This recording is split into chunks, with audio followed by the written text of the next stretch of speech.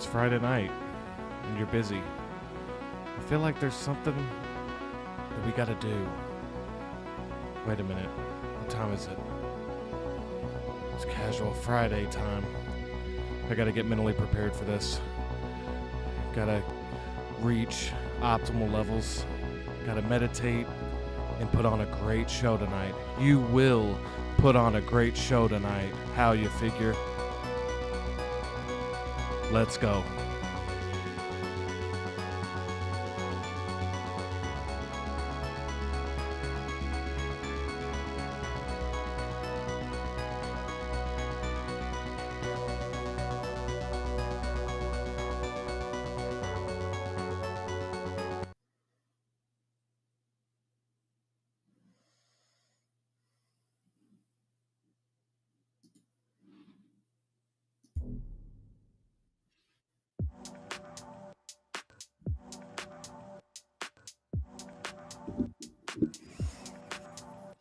Welcome to episode 19, baby.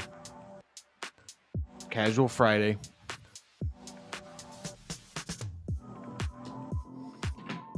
That's like a shock to the system right there. I had the sunglasses, then took them off, and then my light just that was horrible.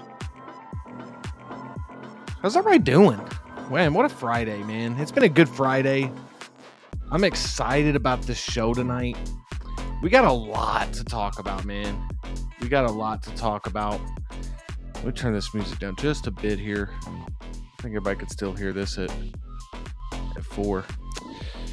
I don't know. Y'all let me know if the music's too loud. But hey, man, how's everybody doing?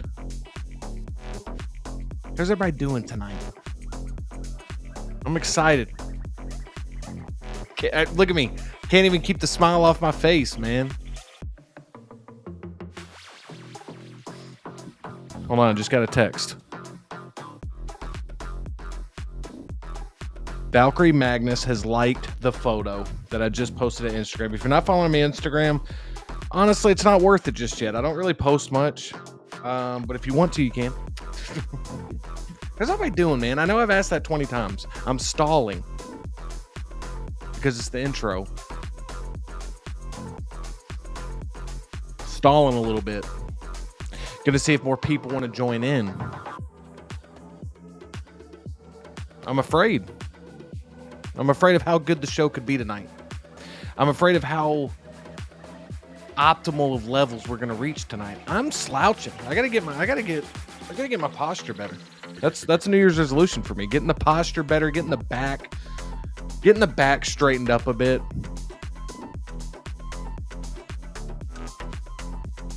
I don't know if this is a good idea, but I'm drinking a Red Bull. Not sponsored whatsoever. No sponsorships here. But I don't know. Call me, I guess, Red Bull, if you want, if you're watching, I guess. We have so much to talk about. I feel like I haven't seen you guys in a while. Look, hey, come here. Bring it in.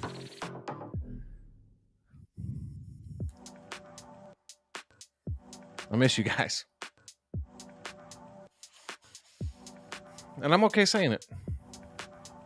And you don't have to say it back. Don't worry. You don't have to say it back. You don't have to type that in the chat. No big deal if you didn't. I feel like we haven't seen each other in a while. I feel like we haven't had this. Tonight's going to be a great night. We got... Listen to the movie news we got. We got Matthew Lillard coming back to Scream. We're going to be talking about that. We're going to be talking about the Scream franchise. We're going to be talking about the first look of Oscar Isaac in Guillermo del Toro's Frankenstein. We're also going to be talking about Sideshow has just announced that they have the licensing to Universal Monsters. What does that mean for Caustic Plastic? We're going to discuss it. And then we're also going to talk about 25 years of Hot Toys. They're going to have an event this year. Let's see if it's actually going to be worth an event. Let's see if they're going to have some great announcements. But 25 years, that's a hell of a, I'm on episode 19. I don't even have as many episodes of this show as they've had years in the industry. Why are we still zoomed in? Bring it in real close.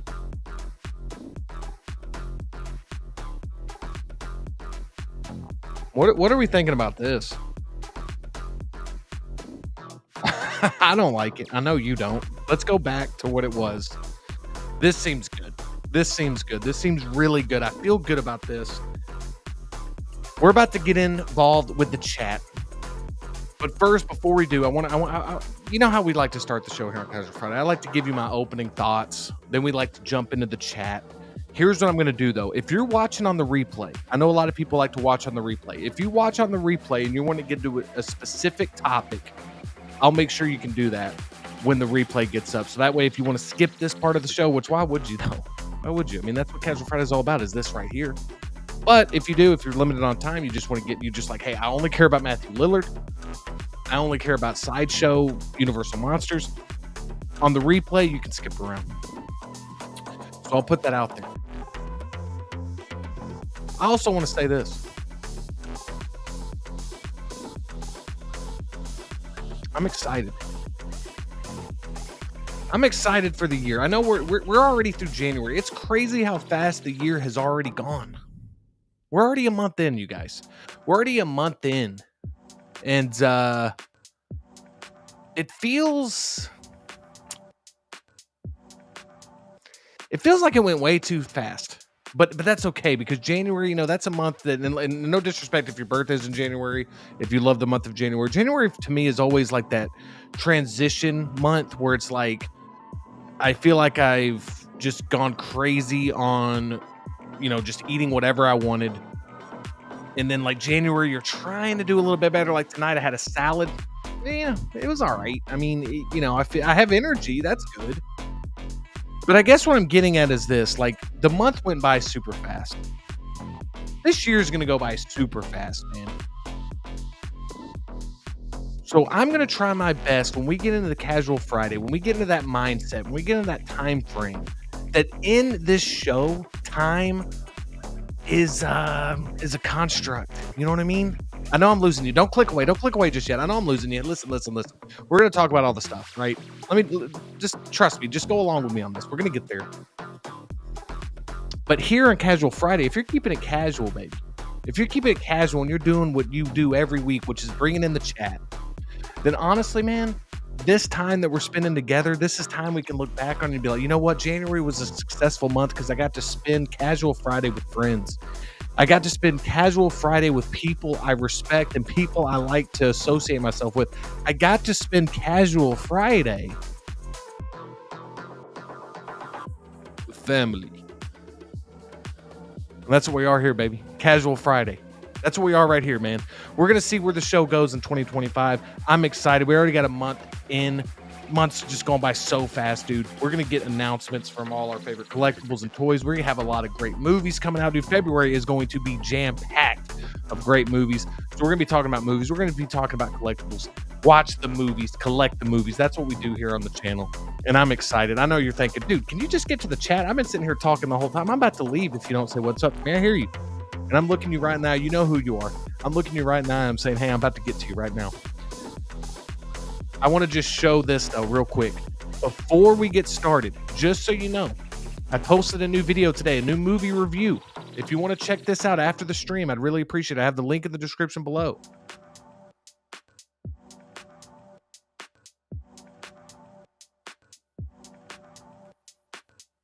That's the face I was making in the thumbnail. Companion movie review. If you didn't know about Companion, you would know about Companion if you watch this video, and I have this linked in the description below. Self-promotion.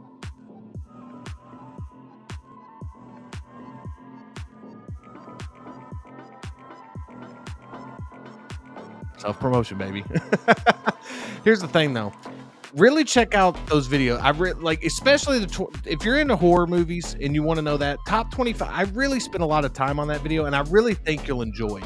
I'm not just saying that. You could skip around too to the ones you want, but if you would have watched that, you would have known about Companion coming out this year. We're already on a great start to the year, so check out that review. Check out the top 25 most anticipated horror movies of 2025 for me after this stream, and that's all the self-promotion we're going to do for this hour. And then next hour, you know how I like to do at the end of the show. I like to promote a little bit more.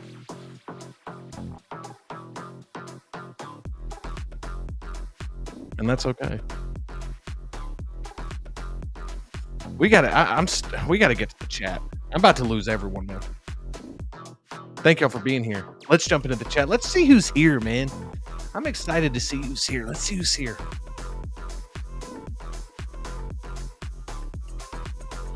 All right, let's see. We got Toy Collector in the building. Toy Collector coming in before the stream even started, and he said, happy Friday. Going to catch the replay tomorrow. Have a great stream. Toy Collector, you're watching the replay right now. I hope you're watching this part. Dude, I really appreciate this comment. Love the Jason Voorhees profile picture, baby.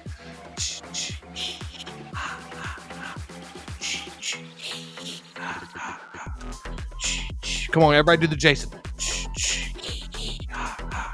Kind of sounds like a pregnancy thing, but it's the sounds that happen when Jason's on the loose, you know? You've seen a Jason movie, you know the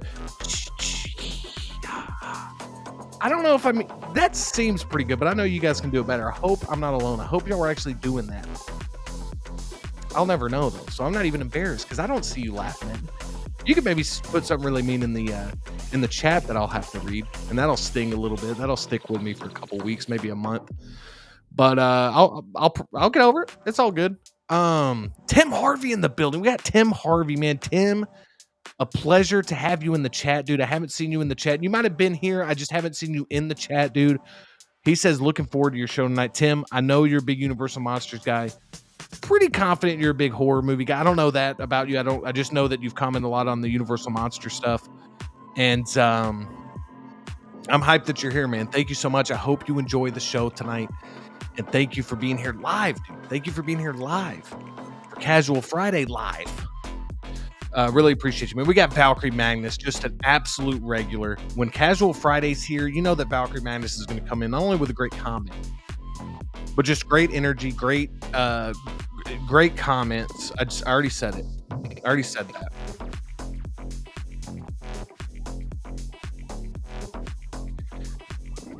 Valkyrie Magnus brings it every week. How about that? Valkyrie Magnus brings it every week. Good evening, Justin and friends. Valkyrie, truly appreciate you, man. Truly appreciate the like on the Instagram as well, man. If you're not following me on Instagram, no more self-promotion. No, Justin, stop it. Let's move on. X-Man Supreme, just an absolute legend. Hall of Fame level chat guy. I mean, don't get me wrong. He's incredible on streams as well. Like he actually gets on streams and does his own thing, you know, has his own way of, you just have to see it. Very, very, very great in the chat, but also on camera as well. X-Men Supreme, thanks for being here. He says, Casual Friday was my nickname in college. There you go. See, that's what I'm saying. Hall of Fame chat level type of guy here. And I don't think I'm alone in saying that if we had to put together like a Hall of Fame of like, who's some of the best guys you've ever seen like in the chat?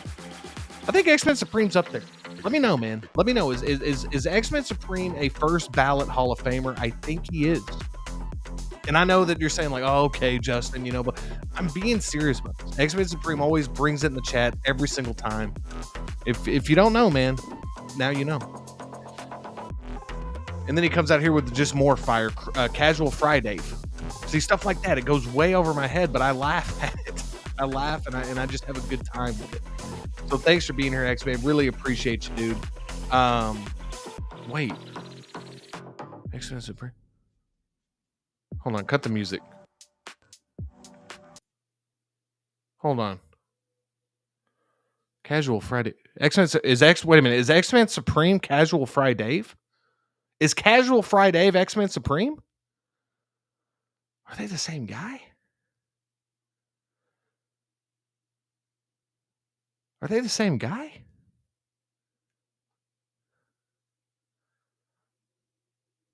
Somebody in the chat. Am I reading this right? Is Casual Friday? Is Dave X-Men Supreme? Is X-Men Supreme Dave?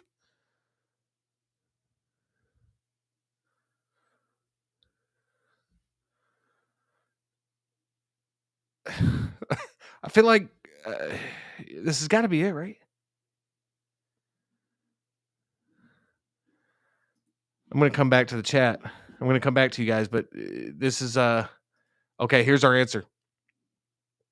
All I'm saying is nobody has ever seen me and Casual Friday and Friday in the same room. There you go. Oh my God, dude. This whole time I was thinking, I'd never even thought that you were Casual Friday. That's incredible. Thank you, man. Thank you for sharing that with me. Thank you, man.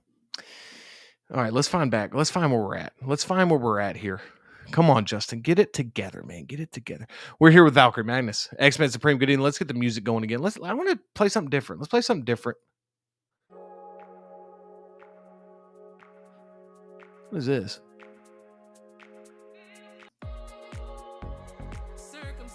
Oh, hold on a second. Right, yeah. Feeling like I'm falling. Destiny is calling.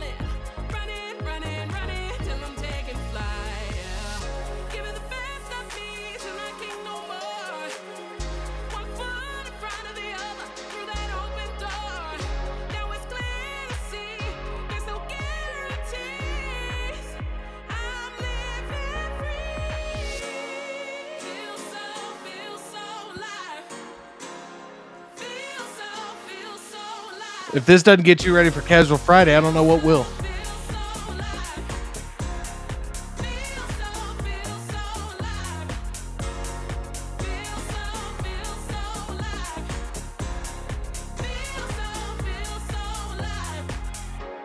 Situations, no hesitations.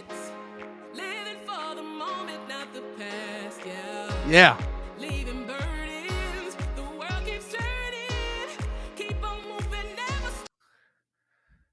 We're going to pause this just to say, listen, we got 23 in the chat. We're celebrating early tonight. We're closing out January on a high level. We're reaching optimal levels right now.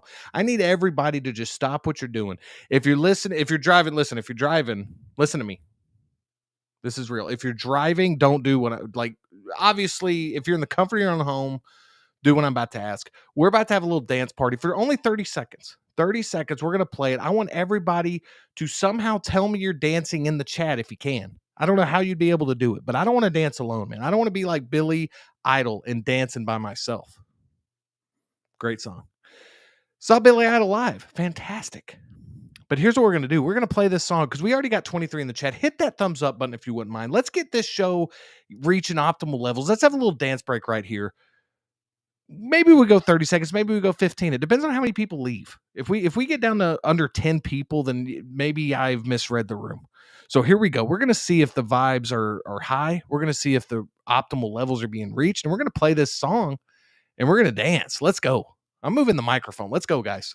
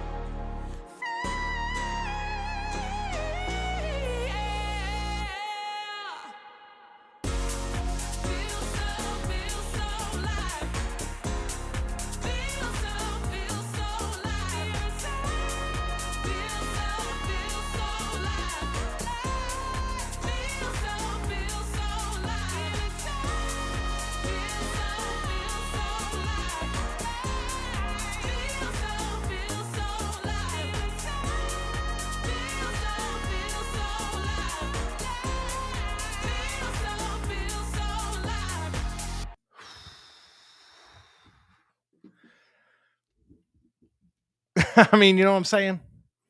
I'm feeling good. I see a lot of people. We got people dancing, man.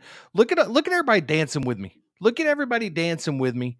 This is amazing. We got OG fan when Star Wars was just Star Wars dancing.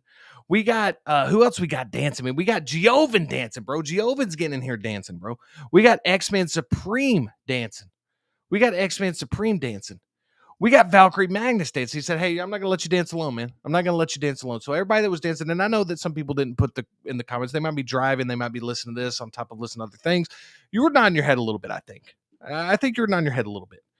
All right, here we go. Let's get it going. Let's get a different song going in the background. This is just background noise, background music. And then we're going to get back to the chat. We're going to get the show started. I mean, this is just a pre-show, baby. This is just a pre-show. What is this song here? Yeah. Just having this in background for a little bit. Let's just have this in background for a little bit because we got to read comments. We got to read comments. We got 23 in the chat, and I know y'all are hitting that like button. I know y'all are hitting that like button. Self-promotion. Self-promotion, man. I know I said I wasn't going to do it again, but I'm sorry. I'm sorry, man. I see people in the chat. I have to ask for the like. You know what I'm saying? Let's see who we got here, man. Let's get back on track. Let's get back on track because we got absolute legends in the chat tonight.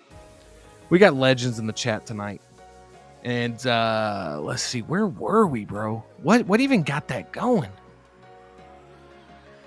Where are we? I need glasses, I guess. All right, here we go. We're back to Tim Harvey up here. He said, Caustic bringing some heat this past week. PO for Frankenstein at the end of February. If Tim Harvey, you ain't lying, dude. Caustic Plastic is absolutely crushing it. And I just want to be totally clear. I have no, I think y'all know this, but I'm saying this just as a fan of the IPs they're bringing out. I will let you know when I get the figures in hand what I think of them. But the only one I have from them is the Lone Shark Collector, and I'm just a huge fan of that figure. I love it. So until they prove me wrong, man, I just love what they're doing. And I'm happy to support a company that's putting out just figures that nobody else is putting out, man. I'm really excited about that. X-Men Supreme says, okay, here's a real actual concern for everyone to ponder. Can a Kryptonian even feel?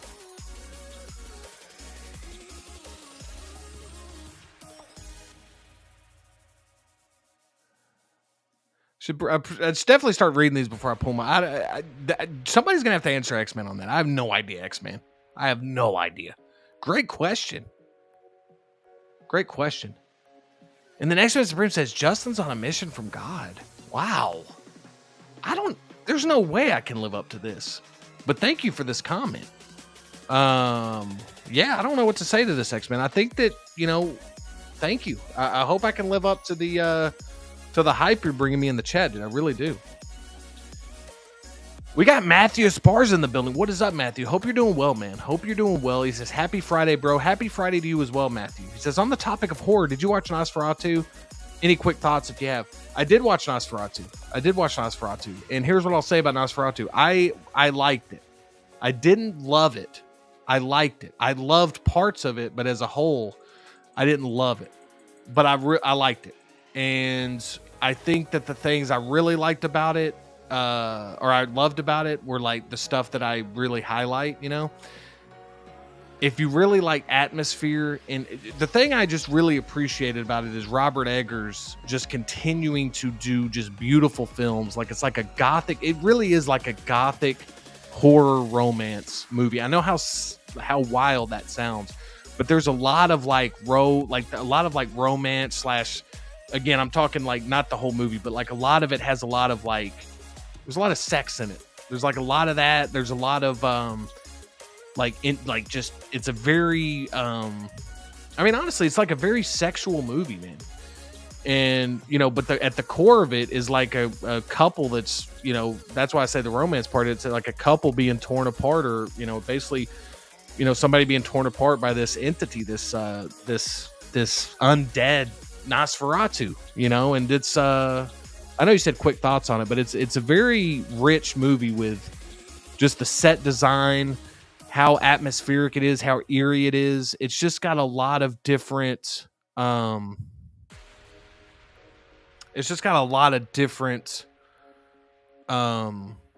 layers to it. And I definitely think it's one that it's kind of like The Northman. Northman is another Robert Eggers movie that just was rich with atmosphere and locations, and I just really liked it. So again, man, I'll just say it's if you're going into it just thinking it's a strict horror movie, it is not. And that's what I'm trying to get across is there's a main story. There's definitely horror elements, but it's got a lot of other stuff going on.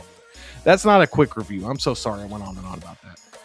It's definitely a movie to experience, because it's got the atmosphere. And I've said atmosphere 80 times, but that's the best way I can put it. Who else we got in the chat here? X-Men Supreme says, I just had Panda Express. I'm in a nice hotel with a Pepsi and a cold glass of water. I'm awesome. There you go, X-Man. That's good to hear. We got Docbat in the building saying the GOAT is live. Docbat, listen to me. I appreciate this more than you could ever know. I appreciate this honor of you saying this to me, dude. I hope I live up to this, man. I really do, man. But as I've always said, man, you guys are the real heroes. You guys are the real MVPs of Casual Friday, man, because y'all are always giving me stuff to talk about in the chat. So I really, really appreciate that, man. Who else we got here? X-Men Supreme says it's all about being here on Casual Friday. No replay for him. He's always here on Casual Friday. I hear you, man. I appreciate this more than you know, X-Men. Thank you. Giovanni says, evening, folks.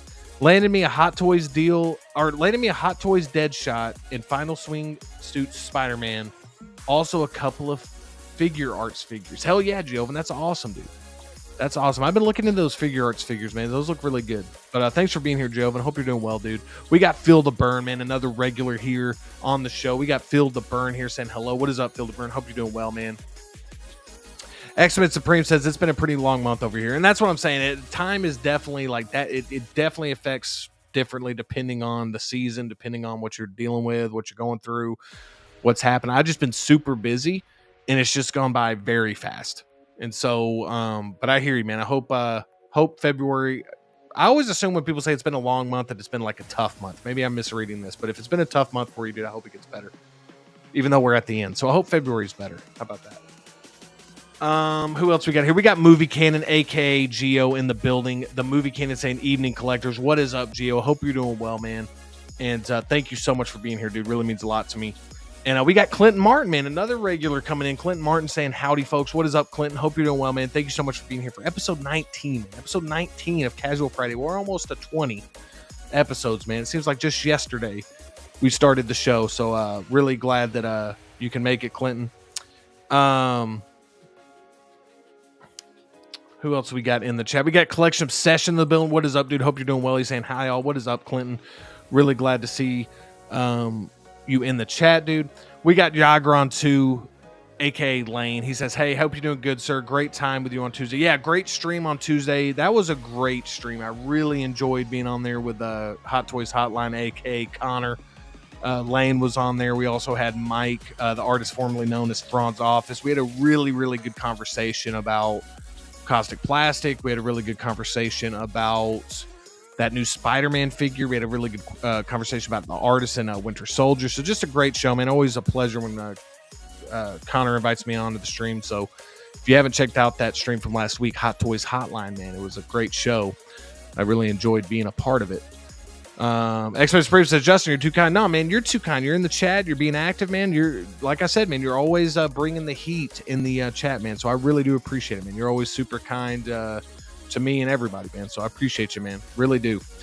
Who else we got in the building here? I'm going to get through all these, man. I'm going to get through all the chat. I really appreciate just how I just love seeing so much activity in the chat, dude. It just warms my heart, man, that people are here and they're having a good time. This is the place to be, hopefully, for you guys this Friday night.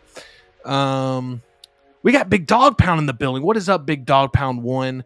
I can't do the woo good at all. Just know that in my heart I'm saying it, man. But thank you so much for being here, dude. I hope you're doing well. He's saying what's up to everybody.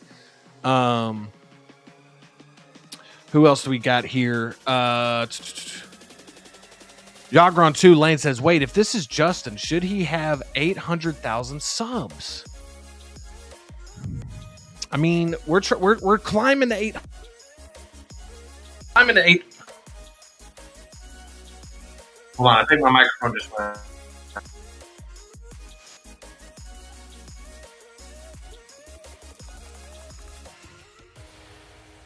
So 800 subs is the first goal here.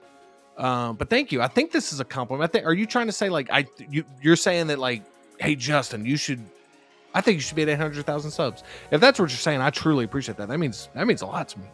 But we're gonna try to get to 800 subs first, man. It's a process. You got to build. You got to put the building blocks down. You got to build on top of them.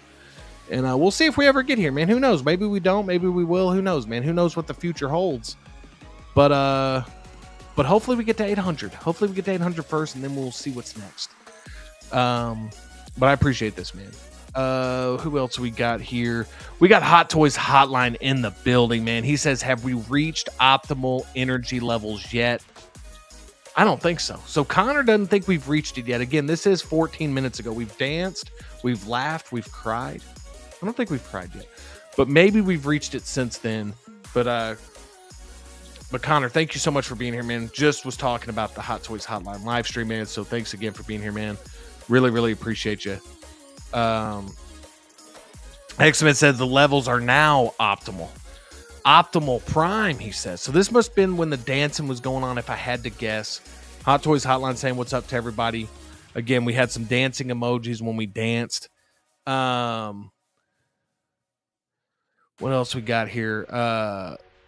We got Yager on too. Let's read this. This is a nice paragraph here. Let me read this line. I appreciate you taking the time to leave this comment. Let's see if it's a good one. Let's see if it's a nice one. It says, okay, I finally figured out how you figure. I figured out the fighting game music that embodies you. Guilty Gear Strive Dizzy theme song, Radiant Dawn by Aisha. You were bringing the bright light of 1/6. I'll be honest with you, Lane. This went so over my head. I have no idea what you're talking about. None. But here's the thing. This feels like it's a really nice thing to say to me. So I really appreciate this. I understand the last sentence. A lot of this went completely over my head, and that's on me, Lane, because this seems like a great comment. But I have no idea what any of this is. And I'm sorry. I wanted to just fake it and be like, yeah, thanks, man. But I'm interested in this. I'm interested I'll have to listen to that theme song, and I'll have to listen to that Radiant Dawn. But I appreciate this, man. I know enough about this comment to know that this was a compliment to me, and I appreciate it, man. I really, really do. Really means a lot, dude. That's a great compliment there. Who else we got here, man? We're getting everybody in the chat here, man. Just love seeing the activity in the chat. Big Dog Pound threw on the shades with me. I appreciate it, Big Dog Pound. I really do, man. Everybody just talking, saying what's up to each other, which I love. And then Big Dog Pound says, hey, you figure, happy birthday, bro. It's not my birthday. You gotta cut the music. It's not my birthday, man. It's not my birthday. I appreciate it. If this is like a super early birthday, thank you. But I just don't. I didn't want this to be out there. I didn't want people. It's not, unless you meant like YouTube birthday, because I am like a year on YouTube, a little bit over a year on YouTube. Maybe you meant that. I'm bringing too much attention to this. You probably just maybe were just wishing me a super early happy birthday, and I don't want to seem ungrateful. I just wanted to say it's not my birthday. I don't want people to feel like they got to start wishing me happy birthday. We got to get the cake, the whole thing. I'll definitely let you know when my birthday is, Big Dog Pound, if you would like to know. But it's not my, everybody look at me. It's not my birthday.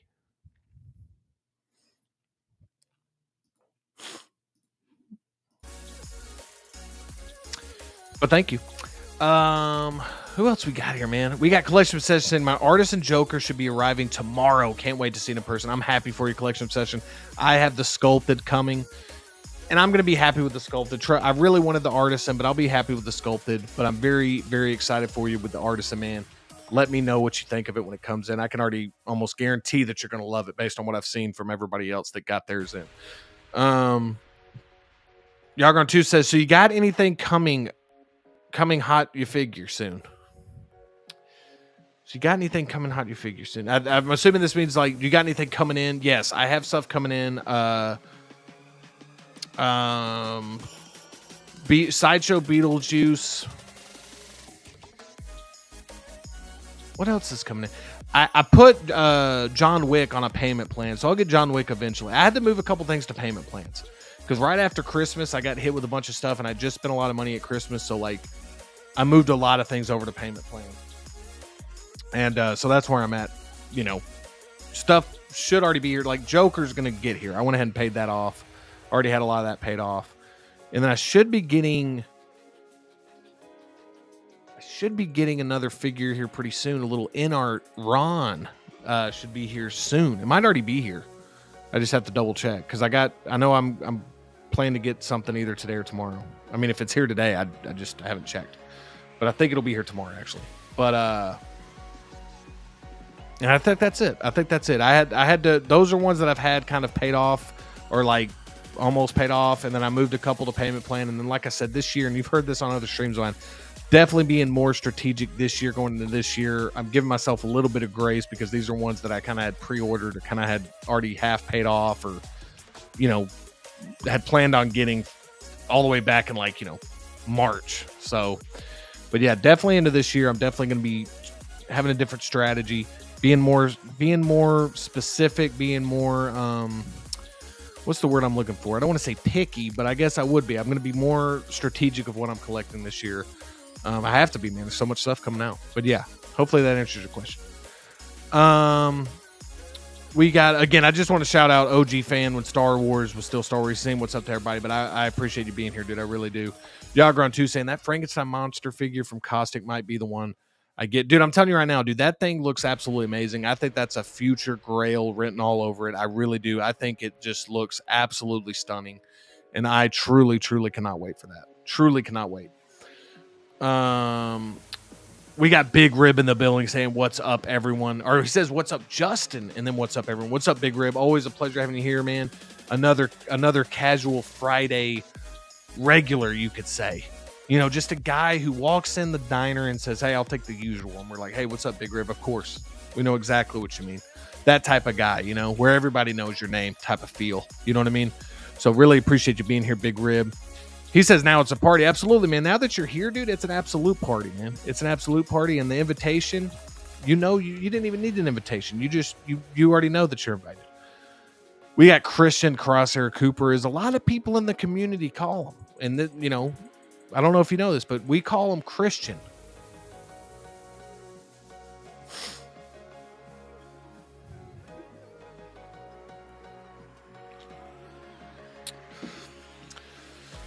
What's up, Christian? Always a pleasure to see you, man. Hope you're doing well. Hope you're having a great week, man. And X-Men Supreme says, the very merry on birthday. Yeah, I just wanted to make sure that nobody got crazy and was like, hey, man, if it's your birthday, what's your, I'll send you over a cake or something, Hodor 317 saying, happy birthday. Guys, I appreciate this, Hodor, but it's not my birthday today. It's not my birthday. Because when my real birthday comes, I don't want you to be like, wait a minute, haven't you had a couple birthdays already? It's not my birthday. So I don't, again, I appreciate it if you're wishing me a happy early birthday. I really do, but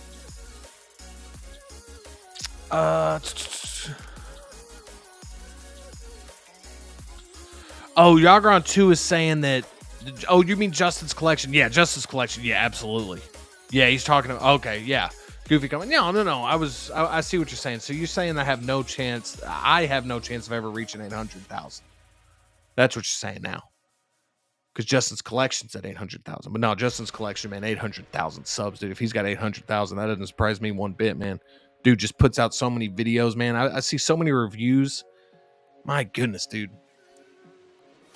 I've said this before, man. Massive respect of anybody putting out reviews at all, and especially at that rate, dude. I mean, reviews, they're time consuming, man. So shout out to all of you, man, putting in the work, putting out videos, putting out reviews, dude, and helping people with their purchasing decisions, man. Really, really appreciate you. X-Men Supreme says, oh my God, the sniff got me. LOL. What a punctuation. I'm not sure. See, this is 5 minutes ago. I wish I knew what this was referenced to, man. I'm a little behind right here, X-Men Supreme. Forgive me. Dogbad says, how you figure, did you get your Artisan Sparrow? I haven't yet, dude. I have not gotten the email yet. Oddly enough, I have it pre-ordered. I just have not gotten the email yet, man. So, just kind of waiting on it. We'll see. I'm starting to worry now that it got canceled somehow. I need to check this after the stream. Thanks for looking out, Doc Pat. Big Rib saying happy birthday. Okay, this is where we're at now. I mean, if you, yeah. See, I kind of kept saying it wasn't my birthday, so inevitably people are going to do what I would do, and that's wish you a happy birthday anyway. He just says happy birthday, Justin, whenever it is, or maybe if I forget to tell you when it was. Yeah, I mean, that's fine. My birthday's still coming up. My birthday's in April. So, no big deal. If you want to wish it to me now, that's totally fine. That's totally fine. We got Nick's Collectibles in the building saying, sup, bro? What is up, Nick's Collectibles? Hope you're doing well, man. Hope you're having a great Friday. Thanks for being here on episode 19 of Casual Friday. Virtual high five, man. Appreciate you, Nick. Hot Toys Hotline says selective is the word. That's exactly what it is. I don't know why I couldn't think of this word, but that's exactly what it is. I'm going to be more selective this year with what I'm collecting 100%. Hot Toys Hotline saying Caustic gonna bankrupt me. Yes, me as well. And that's the sad part of it is like I'm saying I'm being more selective, but am I really gonna buy less or am I just being more selective? Because if there's more announcements and more releases, then inevitably, like you're thinking, well, wait, I'm still sticking to like I'm only getting about 10%, 5%, 10%. That's even a lot, 5% or something, whatever. I don't know, man. I don't know. If I think about it too long, I'll get sad and I'll be like, damn, I don't know if I can get all this stuff. So I'm definitely, but Caustic, a couple of the things that we've talked about before on my other stream, like the Caustic Bloodsport is like a no-brainer, 100% coming home, and the Universal Monster stuff. So again, man, it's I'll make cuts elsewhere, but those aren't getting those are for sures. If those come out looking as good as those prototypes are looking, those are for sures. Who else do we got here? X-Men Supreme says, I just hope that Caustic is gentle with me on the Labyrinth line, LOL. You know what's funny about this, X-Man, is that, I believe Robert Eggers, who we were just talking about, the director of Nosferatu, also directed The Witch and The Northman and The Lighthouse. I believe he's doing a sequel to Labyrinth, or like a new Labyrinth film. I'm pretty sure I read that somewhere. So that's kind of cool that, I know you're a Labyrinth guy, so maybe some more Labyrinth, man. We'll see. That's an exciting thing, man. If I was a fan of that IP and Robert Eggers got to do it, again, not that everything he does is great. He's been kind of hit or miss for me personally, but he really puts a lot of care and thought into his productions, man. I mean, he does a lot of research. He really likes to make stuff that's like, you could tell it's one of his movies just by the amount of research and the like I said, man, costume design, set design, like on location stuff, dude. So Lane is saying that he is trying to be more selective. He tried that for the last 2 years and failed, but I'm trying to keep just at Star Wars. Yeah, I mean, again, man, it's easier said than done. It's easier said than done, dude. Don't be too hard on yourself. I always say, as long as you're not putting yourself in a tough financial situation. But again, everybody's like, everybody's make your own decisions is what I'm saying. Like, don't listen to me about what you should get or what you shouldn't get. Not that any of y'all do, but I'm just saying that, like, you have to just pretty much find out what you want to collect. And, maybe you're getting 2 figures this year. Maybe you're getting 20. I don't know, man. Maybe you're somewhere in between. Regardless, though, man. Regardless if you're not even getting anything this year, but you just enjoy the hobby. You just enjoy talking to people. You enjoy getting figures, that came out 2 years ago. You like getting good deals. I mean, it's still all the same, man. You're still a collector. And so if you just do Star Wars this year, man, that's going to be tough, even sticking with Star Wars, man. But like I said, easier said than done, man. Easier said than done. Big Dog Pound says, yes, I concur. I also need to streamline my purchases too. It's getting harder in the 1/6 collecting community where you're going to get hit with major product from a collect. Yeah, I mean, that's the thing is like, I think it's a healthy thing to like continuously discuss, I mean, I try not to talk too much. Like, I don't want to like dampen anybody's hype. Like, if somebody's super excited about an announcement, I'm always talking about like, well, it's like $450, man. I'm not gonna be able to get that. But I do think that's like a healthy way of like kind of looking at things of like, it's just how it is. Like, you gotta decide, unless you're extremely fortunate, you're gonna have to make tough cuts somewhere. Like a figure you really want, you're not gonna get this year, and that's what I've told myself. Like, there's gonna be plenty of stuff that I'm gonna want that I'm not gonna end up getting. So I really got to think about the stuff that I really want, that I think has the longevity, that I think has the staying power, that I think won't get 2.0 or won't get redone or 3.0 in the next couple years. So I'm really focused on that, and that's why these IPs that we've talked about, Bloodsport, a lot of stuff Caustic's doing. Even horror figures, those don't kind of come around every year or whatever. So those, and plus I just love those genres of films. So that's where a lot of my focus is this year in collecting.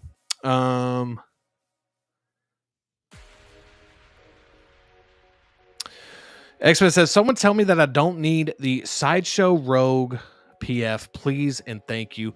You don't need it. Hope that helped.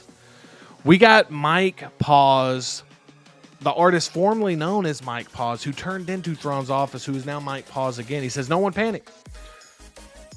But unfortunately, George Clooney has replaced my heart with a baked potato, and I have 3 seconds to live. This would normally be distressing news, but I'm so relaxed.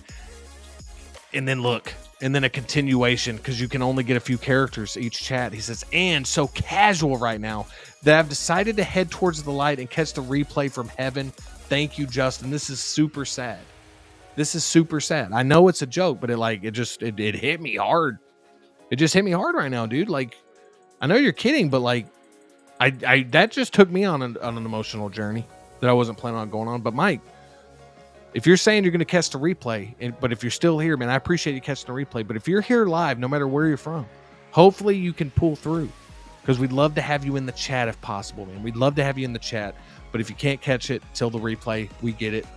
But Mike, just another Hall of Famer in the terms of the comments. A lot of you guys are Hall of Famers, but I'm just saying, just great comments like this, man. Really appreciate you, Mike. Hope you're doing well, dude. Hope you're doing well. And I haven't seen him since. I haven't seen him comment. Says, oh, here we go. Here we go. Okay, here he is. Okay. All right. Yeah, Lane saying today's How You Figure's unbirthday. So, yeah, I mean, it's not my, but again, we'll roll with it. We'll roll with it. And there we go. Nick's Collectible says, I'm not going to wish you a happy birthday. # good friend. I appreciate this, Nick. You are a good friend for this, man. I appreciate this a lot. Thanks, man. I really, really appreciate that. We got Matthew Esparza in the building. What is up, Matthew? Hope you're doing well, dude. Oh, I already said hey to you, Matthew, but he's back with a great comment.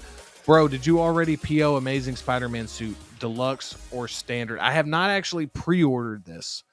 I'm not pre-ordering as much as I used to. If I really want something, if I notice it's about to like get waitlisted, I'll pre-order it somewhere.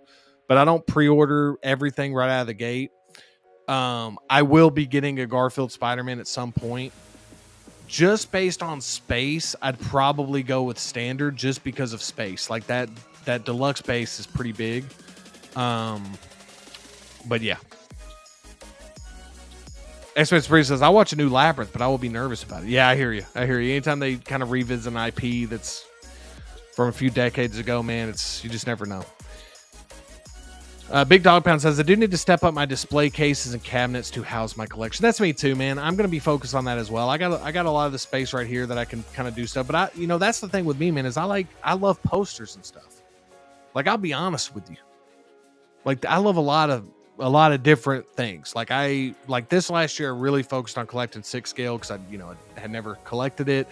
Really got excited, but you can kind of see the masks back here. I can never do this. I'm not going to try that anymore. I can't do it. But I love posters, man. I love posters. It just takes me back to like being at the theater. You know what I mean? It just takes me back to being at the theater. And so these are the ones I have right now, but I'm going to have like a rotation of like these are the 4 posters. I just said I wouldn't do it again, and I did it again. I messed up. These are 4 posters I have now, but I have a ton of these at this size. I have a bunch of other like original art posters as well, like Mondo prints and stuff. And so, I'm going to set up the display as well, man. There's going to be like some changes I'm going to make to the display space. But yes, this is a great idea, man. This is a great idea because at the end of the day, you don't want to have a bunch of stuff that you have to keep in box because you don't have the display space, and that's what I've kind of told myself. So, Phil DeBurn says, you got that right, Justin. I don't see this is what I'm saying. I forget what I said that maybe this was saying to, but Phil DeBurn, I appreciate this. I'm sure I'm so sorry, guys. I forget. We've talked about so much already. And we got low-key collector Calvin in the building. Calvin, I know you're a big movie guy as well. Just saw earlier today, I saw Companion. Got a review on the channel, Calvin. I'm only telling you because you always we always talk about movies and stuff. So if you want to check that out, Calvin. But if you haven't seen that movie, man, definitely consider it. But always a pleasure seeing Calvin in the building. Phil DeBurn says not enough horror figures. I just don't have the horror figures displayed in that case right now. I have a few 6 scale horror figures, and I have a ton of NECA horror figures. Some opened, some unopened. Maybe I'll do like a thing next stream or something. Maybe I'll show off that collection or something just so you guys can see. But I have a ton of horror stuff. I'm trying not to display, like I'm trying to mix up the display every now and then. So, but you can see the mask. I got some horror stuff over here to my left. And that's a lot of times that's where I lean and stuff. I mean, you can see the posters behind me. Just love horror, man. Love the genre. Love it. And speaking of horror, man, great segue because we're going to talk about our first topic tonight. we're going to get into our first topic tonight, and we're going to talk about, I hope everybody's cool. We're going to talk about plenty of stuff. We're going to be talking about a lot of stuff tonight, but I got to talk about this, man, because this, when I saw this, and I've been keeping up with a lot of the casting news from this movie, because I am a huge Scream fan. I mean, I love the Scream franchise. Absolutely love it. I've always said they have not had a bad movie yet.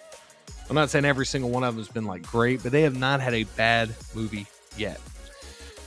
And when I heard that Matthew Lillard is potentially, more than likely, it sounds, I mean, it's not like a, it hasn't been like a, I don't even know if it's been like officially, but like, I think it actually has been officially, because I'm looking at this right here. And let's share this.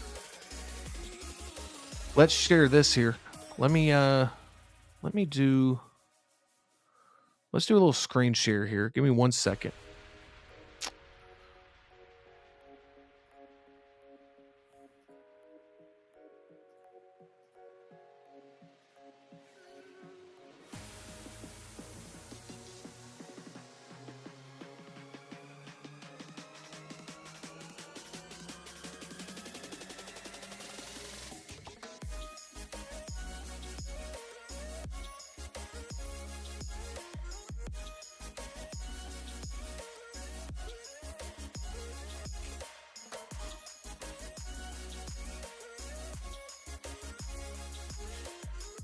All right, so here we go. Matthew Lillard officially confirmed for Scream 7, man. This is amazing news, man. If you're a Scream fan, if you're a fan of the franchise, this is really cool. Just because, again, man, Matthew Lillard, I don't know if anybody ever goes to like horror conventions and stuff. Like, I don't know how many of you in the chat are like big horror fans. But dude, I've been to a few horror conventions, and Matthew Lillard is always there. This webpage is going crazy. Matthew Lillard is always there, dude, and is extremely cool dude from what I see. Again, I don't know him personally, obviously, but just what I see, man, he really takes his time with the fans at every convention I've been to. And again, man, he's had kind of like a little bit of a renaissance here, a little resurrection of sorts. He was in the Five Nights at Freddy's movies, which I thought he did really well in that. And, man, if you grew up in this time where you're watching a lot of these movies with Matthew Lillard, man, he's just been a part of some really great classics, especially horror movies. You got 13 Ghosts, you got the Scream franchise. He's just been, if you're a fan of She's All That, I mean, you could go, list goes on and on and on about Matthew Lillard, man. Hackers, like we could just name all of Matthew Lillard's movies, right? But this is really cool to me, man, because he is, we already saw that they brought back Skeet Ulrich and, Scream 5 or whatever. And to get Matthew Lillard back in the Scream franchise, to me, they already had brought back Neve Campbell for this one. And, a lot of stuff has changed over that movie. Like, Christopher Landon was attached. They're going a different route with the casting and stuff. So there's a lot of that stuff that goes on that y'all have, I'm sure, read about a bunch. And a lot of behind the scenes stuff that, now Scream 7 is about to go into production. And it seems like they're bringing a lot of people back from the previous ones. Now, that could be flashback sequences. That could be a number of different things. It could be like, in Scream 5, they brought back Billy, which played by Skeet Ulrich, like almost like a ghost somewhat. Like kind of like something that somebody saw, but like nobody else could see. So, again, it could be that. I'm hoping it's the actual character somehow. I don't know how that would work. And normally I'm kind of like, man, they should just leave stuff alone. Like, they should just leave, like, Scream 1 was a masterpiece, like, just incredible horror film. Like, leave that alone. Let's not mess with it. But Matthew Lillard, it's like a different thing. They've already been bringing back a lot of the actors. So for me, it's like Matthew Lillard, this is pretty exciting to see what they do with it. I'm not saying it's going to be good, but to see what they're going to do with it. And again, I'm just very interested to see what they're going to do with the movie. Because I don't know how many of you guys are Scream fans in the chat. But I love the Scream franchise. I love those type of horror slasher films. They're just fun. When they came out, it was like extremely, just groundbreaking at the time. Now, so many people have done it that it's almost like they almost kind of make fun of themselves in the Scream movies now, because like they comment on other Scream movies because the franchise has been going on for so long. But if they can find a really good way to tell the story, and maybe this is the one that kind of wraps up the Sidney Prescott thing. We kind of saw that with Halloween with Laurie Strode, kind of this, this trilogy that David Gordon Green just did. kind of wrap up the Laurie Strode Halloween story, so to speak. And maybe that's what they're thinking about doing with the Neve Campbell, bringing her back for this one, and maybe making this like the swan song for that original, the Sidney Prescott, of Scream, because again, I do think the Scream franchise, it's interesting because I think the Scream franchise has shown that it could, even though there's like some loose ties to Sidney Prescott's character, I think that it's shown that it could live on without like, Sidney Prescott in every movie. And I think that with Halloween really struggled to continue to go on without Laurie Strode because there was just so much of that connection to the character. But since Scream, it's like a new killer every movie. Now, yes, they are attached in some way to the original cast. So they would have to have that going. So that's what I'm thinking. They're having all these original casts from the original trilogies coming back. They have Scott Foley from Scream 3 coming back. Again, they had Skeet Ulrich from come back in Scream 5. So I'm thinking that they're going to have that this could definitely be like it's going to be one or two things. Either this is the start of like a new thing they're going to do with Sidney Prescott's character, or this is going to be like the Halloween Ends of Scream, basically. Like it's going to be like, and again, I know a lot of you guys hated Halloween Ends probably, but what I'm getting at is like maybe this is like the last Sidney Prescott movie, but we'll see. But just having Matthew Lillard back attached to it, man, I think if you're a fan of the movie, you're at least interested. I don't know if you're automatically excited, but you're interested to see what they do with that character. And again, like I said, man, I'm a huge fan of Scream and absolutely cannot wait to see this, man. And as we all say, man, with Scream, like it could be anybody. It could be anybody. That's always the fun part of Scream is like, who's the killer? How many killers are there? How many killers are there, dude? What's the motive? So having Matthew Lillard come back for Scream, I don't know how big of a role it's going to be, how small of a role it's going to be, but regardless, it's still exciting news in the horror film world to have, to me, just one of the great, like from that time period, man, for these type of movies, like Lillard was just crushing it, man. So I'm very excited to see what they do. And hopefully they honor like how good his performance was in the first one. And like, it's not just a glorified cameo. Like this really is like a great addition to, there's a reason to bring him back. I'll put it that way. Like I'm hoping there's a good reason to bring him back. And it's not just to get headlines and to get box office for the opening weekend, which it will do. But I'm hoping that there's a great story here to be told, man. So that's my thoughts on it. Let me check in with the chat, see what you guys think. Let's see if we got. I want to know how many people are Scream fans in the chat. Let's see what we got here. Movie Canon. I know he's a big Scream guy. No, I know this about Gio. He says just met Roger L. Jackson, voice of Ghostface. Said my name with his girlfriend voice. Very nice guy. Yeah, I've seen Roger L. Jackson at a lot of conventions as well, Gio. I've never met him, but I've heard the same thing from a lot of people, man. The OG, man. Just a great performance. I love when you get to meet the actors behind the iconic costumes, the iconic masks. That's really cool, man. Matthew Sparsa says, I think Scream 2 is my favorite from the franchise. Really like the atmosphere of that film. I do too, man. I love Scream 2. I love the opening of Scream 2, and I feel like Scream 2 just does not let up, man. I feel like Scream 2 just does not let up at all. And we'll go full here. Scream 1 to me is just like, it's like the standard for the Scream franchise, obviously. But I do feel like there's been really good entries, man. Even the last one, now I've watched it a couple times, but I just rewatched Scream 6 like 3 days ago. And that movie's really damn good, man. Like they go to New York on this one, like, it's really damn good. And I thought Scream 4 was great. I mean, again, all the Screams, I enjoy them, but Scream 2 is really damn good. And yeah, man, I do love Scream 2. I do love Scream 2. Great atmosphere. I just love the vibe of the Scream franchise, man. I just love it. It's just fun. It's just slasher films. It's just fun slasher films. They always have something to say on the horror slasher genre, which I think is really interesting because the characters actually know the genre, know the movies. And again, it's kind of dated, you know, it's been done a lot now, but when that first happened, like that was something new and unique, you know. Matthews Parr says, did you meet him at Texas Frightmare Movie Canon? Movie Canon says, no, CreepyCon. I just met him like an hour and a half ago. He's in SoCal right now. Dude, I've heard great things about that convention, Gio. I'm going to have to get out there one year, dude. I'm going to have to get out there one year. I heard that is a great convention, man. Really excited for you to be out there, man. Phil DeBurn says, but I wonder if he's really alive or like Billy recently. That's what I'm thinking. I mean, it could be a number of things. It could be a glorified cameo, like, you know, Skeet Ulrich was in Scream 5. Now, granted, you know, his character was big in that movie, but they talked about him more off screen than he was on screen. So I'm kind of interested to see if they do the same thing with Stu, if they're going to do a lot of flashback stuff with Sydney. Are they going to start utilizing some of that like new CGI stuff that makes the actors look younger?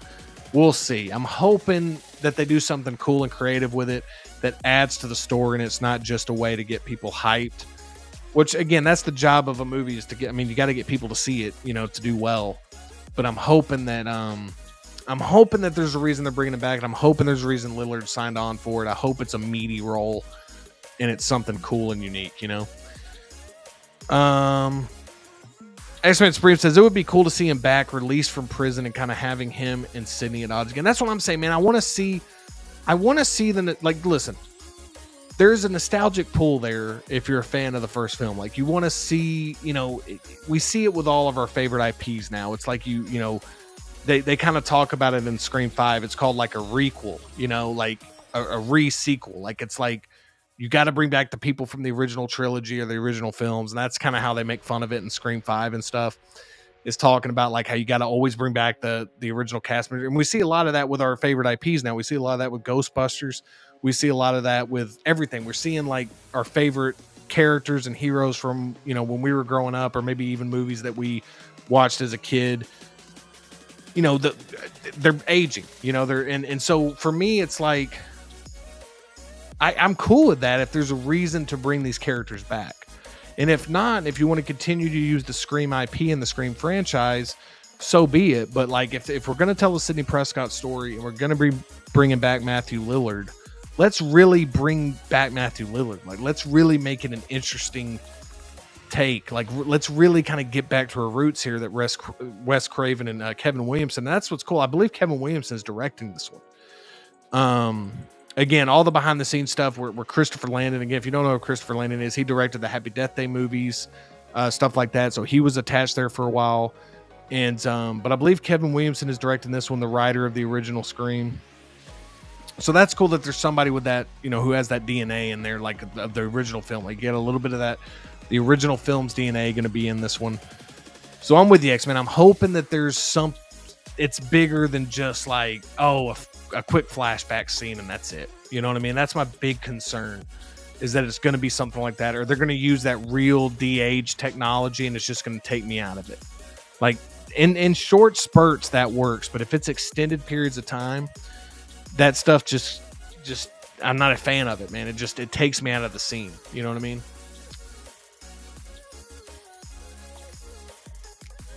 X-Men Supreme says, wait, did he actually die in the end of Scream? I don't remember. Yeah, I mean, technically he did, but like, it's one of those things where like, if they really wanted, like, I guess you could put it this way, like, yeah, to me he did, but like, you could technically somehow say he survived in a weird way. Like you said, technically they could figure out a way to make it work, where like, I think that all of us would be like, oh, he survived it. Like, okay. Like, you know, because it's not like he just got, you know, you saw how he died in the first film. Like, it was like he got cut too deep. He had, he had just such great lines in that, dude. He's like, my mom's going to be so mad at me. Like, the whole thing, dude, just great performance.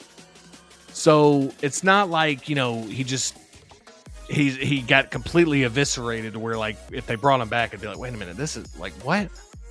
So there's a way that they could probably do it, X-Men, where like we would all just be like, oh, okay, that's cool, whatever. You know, we'd be okay, you know.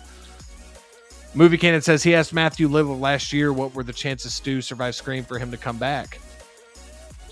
He said anything could happen. I wonder if he already knew. I bet, you know, Gio, I bet he probably maybe did. I definitely think there was probably something He couldn't tell you, obviously, but he probably gave you enough of like, hey, anything could happen.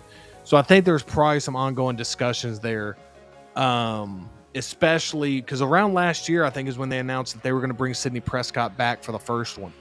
I'm sorry, for Scream 7.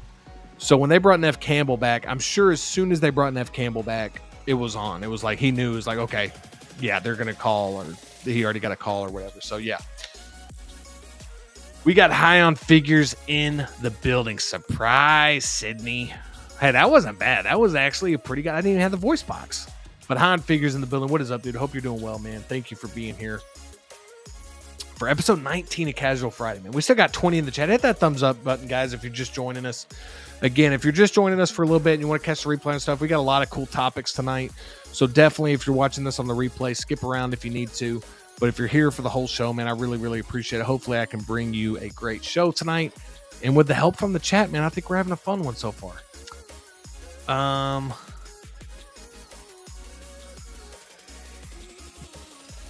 Movie Ken says, I love the opening of Scream 2 and its counterpart in Scary Movie. See, Scary Movie almost ruined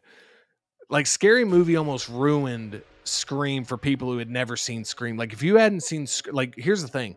If somehow you saw Scary Movie before you saw Scream, there's no way you can watch Scream again without thinking about Scary Movie. And with Scary Movie coming back, with the Wayans brothers getting the rights back to Scary Movie, that's going to be cool, man, that we're going to get a Scream 7 and we're going to get a Scary Movie. I guess it would be what? Scary Movie 6? So it's just crazy, man. It's almost like we're back in the late 90s, 96, 97, with these movies coming out, dude. So again, we've seen it so many times, dude, with where franchises just don't know when to stop. And when there's money to be made, the studios are obviously going to continue to push for more sequels, push for more IP driven stuff. And that's just the nature of the business right now, is like, it's going to be IP driven. It's going to be established audiences. It's going to be giving you more of the thing, like safe IP driven stuff for the most part in theaters, right? With the horror genre, the only thing you get that with is slasher movies. Like, slasher movies are just movies that never die, and that's the thing that always they joke around with Scream. It's been forever since we've gotten a Friday the 13th. It's been forever since we got a Nightmare on Elm Street, but we're continuously getting Halloween and Scream, which I'm awesome with. I love all these franchises, but I hope that Scream continues to have the quality to where it doesn't have happen what happened with the Friday the 13th movies and what happened with the Child's Play films. We're like, Child's Play, this started going straight to DVD, which is honestly the best thing that happened to the franchise was when they brought out Curse of Chucky. And that one was like a straight to DVD movie. And that movie kicked ass. That movie's really good. Seed was the one that kind of said like, okay, I think we're done with the franchise. That was almost like a franchise killer. And same with Jason, like until like the 2009, the reboot Jason, then Freddy vs. Jason, those two movies came out. That franchise was kind of just, it was kind of just coming in, making its money, making its opening weekend, but it's just a quick, easy buck that the studio can make off of the Friday 13th, Jason Voorhees, whatever. Halloween has been able to keep that staying power of like theatrical release, event film, horror film type of thing. And I just want that for Scream as well. I don't want Scream to ever get to a point to where the aura of Scream is diminished. You know what I mean? Because right now I feel like Scream is in a really, really good position. With it gained, there's a lot of people that love the original trilogy, even love it's been able to kind of sustain through generations. And so if they can continue to have good movies, good quality, again, they can still kind of stick with the Sidney Prescott stuff, but where is it going to go after Sidney Prescott? They kind of already showed, even with this newer trilogy that was still attached to, to that whole story. So where it's going to go afterwards is yet to be seen, but I hope that we continue to get good Scream movies, that they're going to continue to make them, because it's a horrible feeling when you love an IP, you love a franchise, and the movie comes out and you can just tell the quality has completely dipped. The effort has completely dipped. It almost seems like a cash grab. And you see this with a lot of franchises. You see this with a lot of horror film franchises. And I hope that doesn't happen with Scream. I'm very excited for Scream 7. But what happens beyond Scream 7, that's when that debate starts happening. So with Matthew Lillard being back, I'm very interested to see what the end game is for this. If this is the end game type of movie for Sidney Prescott's story, or if this is the beginning of like a new, like maybe 2 or 3 movie arc they're going to do with Nev Campbell's character. So that's really up for debate, because they definitely, with all the behind the scenes drama that they have been dealing with and all the different changes with the cast and all that stuff, again, I won't get into it on this stream, but with how many changes have been made and stuff, they're probably trying to just bring back as many people as they can just to kind of get in the goodwill of Scream fans and stuff. And so we'll see, man. I mean, I'm kind of rambling on about this, but I think that that's a definite possibility to where it's either going to be one or two things. It's either going to be, this is going to be the Sidney Prescott, the ending of that story, or it's going to be the beginning of like a new thing they're going to do with Sidney Prescott's character, kind of like they did with the Halloween Laurie Strode with Halloween Kills and Halloween Ends. So we'll see. Who else do we got here? Let's read some more comments here. Valkyrie Magnus says Scary Movie is funny. Yeah, Scary Movies, man, especially the first 2 are so good. All of them are pretty funny, but the first 2 are really good. Matthew Porter says, are you a fan of the Cloverfield franchise, Justin? I mean, I like Cloverfield. I really enjoyed Cloverfield when I went and saw it the first time. That's a movie that, like, once I saw it once, it just hasn't been the same. I rewatched it one other time, and it's one of those movies that, like, you watch one time. A lot of found footage films are like this. They're great on the first watch, but they don't have the rewatchability of like a Scream, a Halloween, a movie that's got like a lot of kills in it, or a lot of like, actors doing crazy shit. It's a lot of slow build. It's a lot of in Cloverfield. I still remember that trailer playing, man, and that trailer was incredible. And I really, really liked the first Cloverfield. It was a fun ride. But once it was over, I never had the desire to like revisit it. And I wasn't a huge fan of the Cloverfield paradox. Now, I did really, really enjoy it technically wasn't advertised as a Cloverfield movie, but we know it's a Cloverfield movie, which is, or it was kind of advertised as a Cloverfield movie. It wasn't originally supposed to be called that, but I believe it's, 10 Cloverfield Lane or something? It's the one with, I should know this. Yeah, 10 Cloverfield Lane. That I can't remember what the original name of that film was going to be, but there for a while they were like trying to hide that it was part of the Cloverfield franchise. But now 10 Cloverfield Lane is one that I think is really damn good. I think 10 Cloverfield Lane is fantastic, and I think you can rewatch that one because there's just a lot of like really good character moments. Like John Goodman, that is like insanely good. I thought he should have been nominated that year. I really thought John Goodman should have been nominated for supporting actor that year. I thought he was fantastic. It was very atmospheric, very claustrophobic film. But yeah, dude, I guess it is a franchise. When you said that, I was thinking of Cloverfield Paradox, which I didn't enjoy whatsoever. But I forgot about 10 Cloverfield Lane, man. So yeah, Cloverfield has become a bit of a franchise, man. Great question, Matthew. But yes, to answer your question, I like 10 Cloverfield Lane and Cloverfield. So I guess I am a fan of the franchise, but it's not something that I'm like very passionate about. Like, I'm not like, man, I hope they make another Cloverfield film. You know what I mean?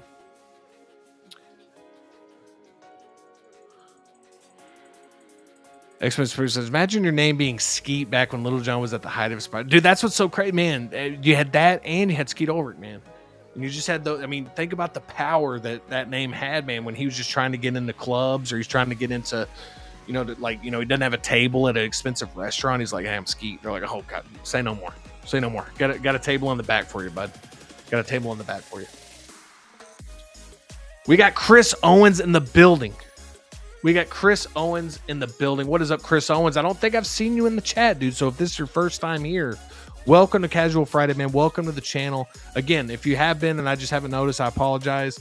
But thank you for being here, Chris. And he says, oh my God, wow, Stu is coming back. Roman is coming back. Chad and Mindy are coming back. Possible Sam and Tara is coming back as well. Then, dude, I don't know. It seems like they're bringing back. It's almost like they're having a season of Survivor, dude. Like they're doing like Survivor All-Stars with this Scream cast, bro. Like they're bringing back everybody.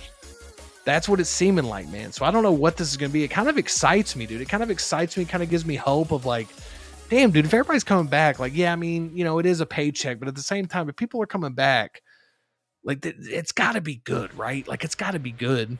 But yeah, dude, thank you so much for being here, Chris. I hope you're doing well, man. I know this comment was 12 minutes ago, dude, but I hope you're still in the chat when I got around to answering it, dude. And again, thanks for being here, man. Great comment here. Exit Supreme says somehow Palpa Scream returned. Somehow Palpa Scream returned.